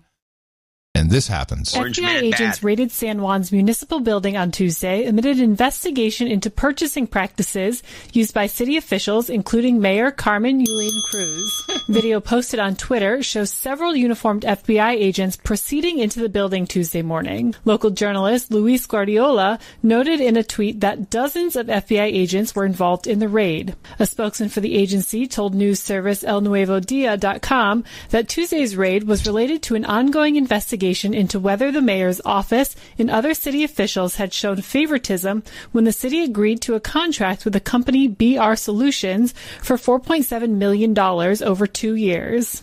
FBI spokesman Carlos Osorio told the website, quote, "The raid helps us to confirm whether the allegations of irregularities are substantiated or not." A little FBI raid for you. Hello. I'm so sorry. What were you saying? Yeah, here's a little FBI raid for you. I hate it when it seems really like that's being used as a weapon, which is pretty nasty. It's illegal. Pretty nasty. Pretty nasty. I don't see why they're not calling Orange Man bad. Orange Man bad. Orange Man very bad. I know, it's baffling. Well, here's the review of Trump is all over the place again in Nevada and Montana at these rallies. And this is the Democracy Now! Take on it. Just finding the objectionable parts of the speeches of this hour-long act that he does. I just thought it was pretty funny to listen to Amy moan and groan about it. At a rally in Montana Thursday, President Trump praised Montana Congressmember Greg Gianforte for physically assaulting a reporter. Greg is smart. And by the way, never wrestle him. You understand that? Never. Any guy that can do a body slam, he's my kind of...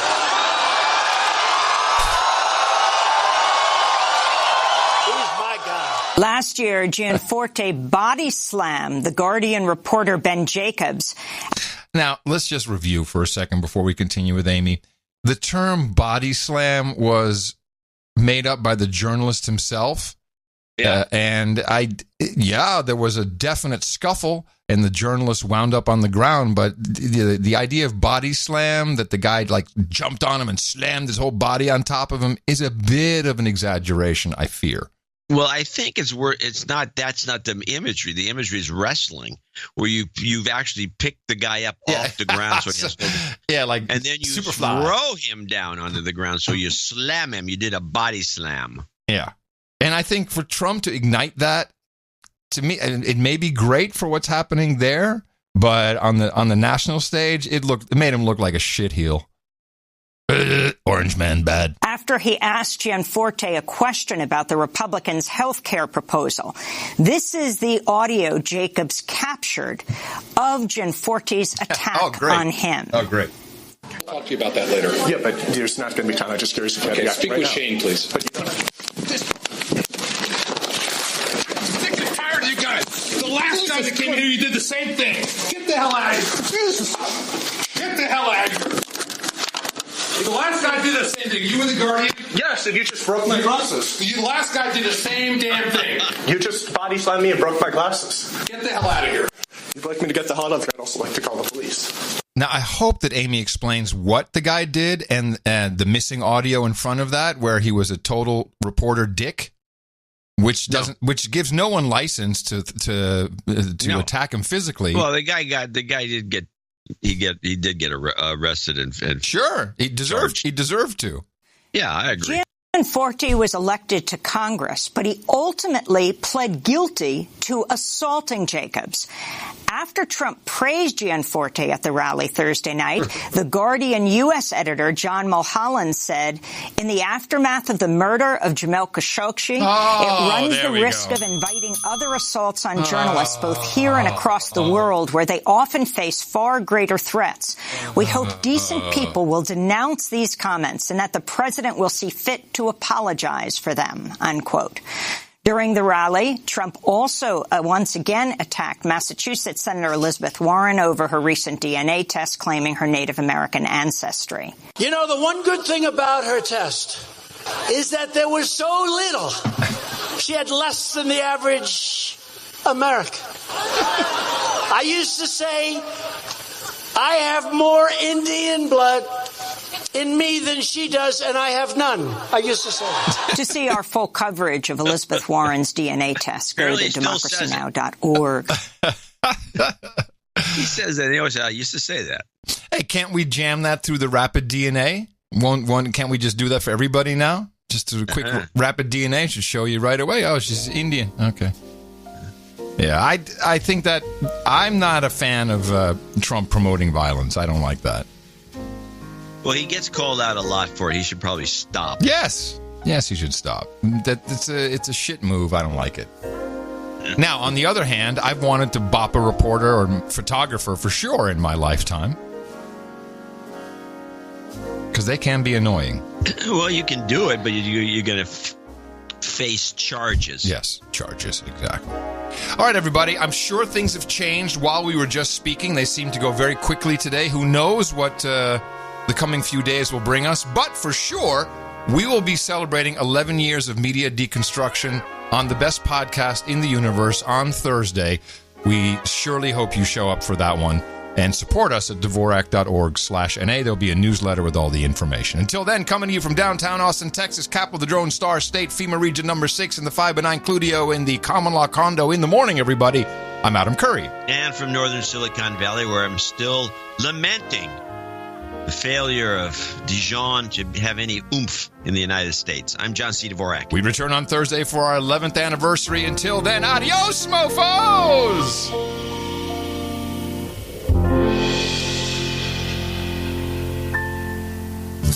Obama, Ebola has passed on, bro. Ebola's gonna kill us all. Resist, we must. They're all jitty about a shutdown. The tortoise in the race. Then co-author of Hubris. U2 lead singer Bono. Fran Drescher. Sigourney Weaver. Suspect Jahar Tsarnaev. Rush Limbaugh. The show Rush Limbaugh hosts Supreme Court Justice Sonia Sotomayor. Is Mike Muckery yesterday. Antonin Scalia, Kim Kardashian, and the Republican candidates, both Cairo and Benghazi, we rank behind Lavita. First stop, Kazakhstan to college students in Beijing. He's getting lunch at Chipotle in Iowa. Bane is appropriate. The GOP's tax day giveaway to millionaires. Why was traffic problems email sent? The Environmental Projection Agency. And what sequestration has done. Before we went any further, is this particular clip, because it does bring out an issue that I think is floating around kind of as a subtext. All right. This guy floating around, just like being in a different dimension. It is like being in a different dimension. You just float around and don't cause trouble. Just floating all over the place. Apparently, people are floating around. Floating around. And when you're in them, floating around them, whether you're in them for a little short term or a long term, still floating around. And so they're floating around and they're stringing, because we have telephone poles around. Just floating all over the place. So why is he floating around anyway? That's what I thought this story was about. It was like I got you. Still floating around. This is a decade ago. This is before we started doing our show. This stuff was floating around. Yes. Just floating all over the place. You get locked up. You. So when I said I like Trump, this is our president. That's my favorite superhero. This is our president. Because I had enough balls to put on this hat. No bullshit. But this hat, you fall and you end up next to the uniform. It's called the Yeezy effect. No bullshit. But this hat, you get locked up. Because in an alternate universe, I am him. Because no bullshit. This is our president. I was diagnosed with these races. Force versus power.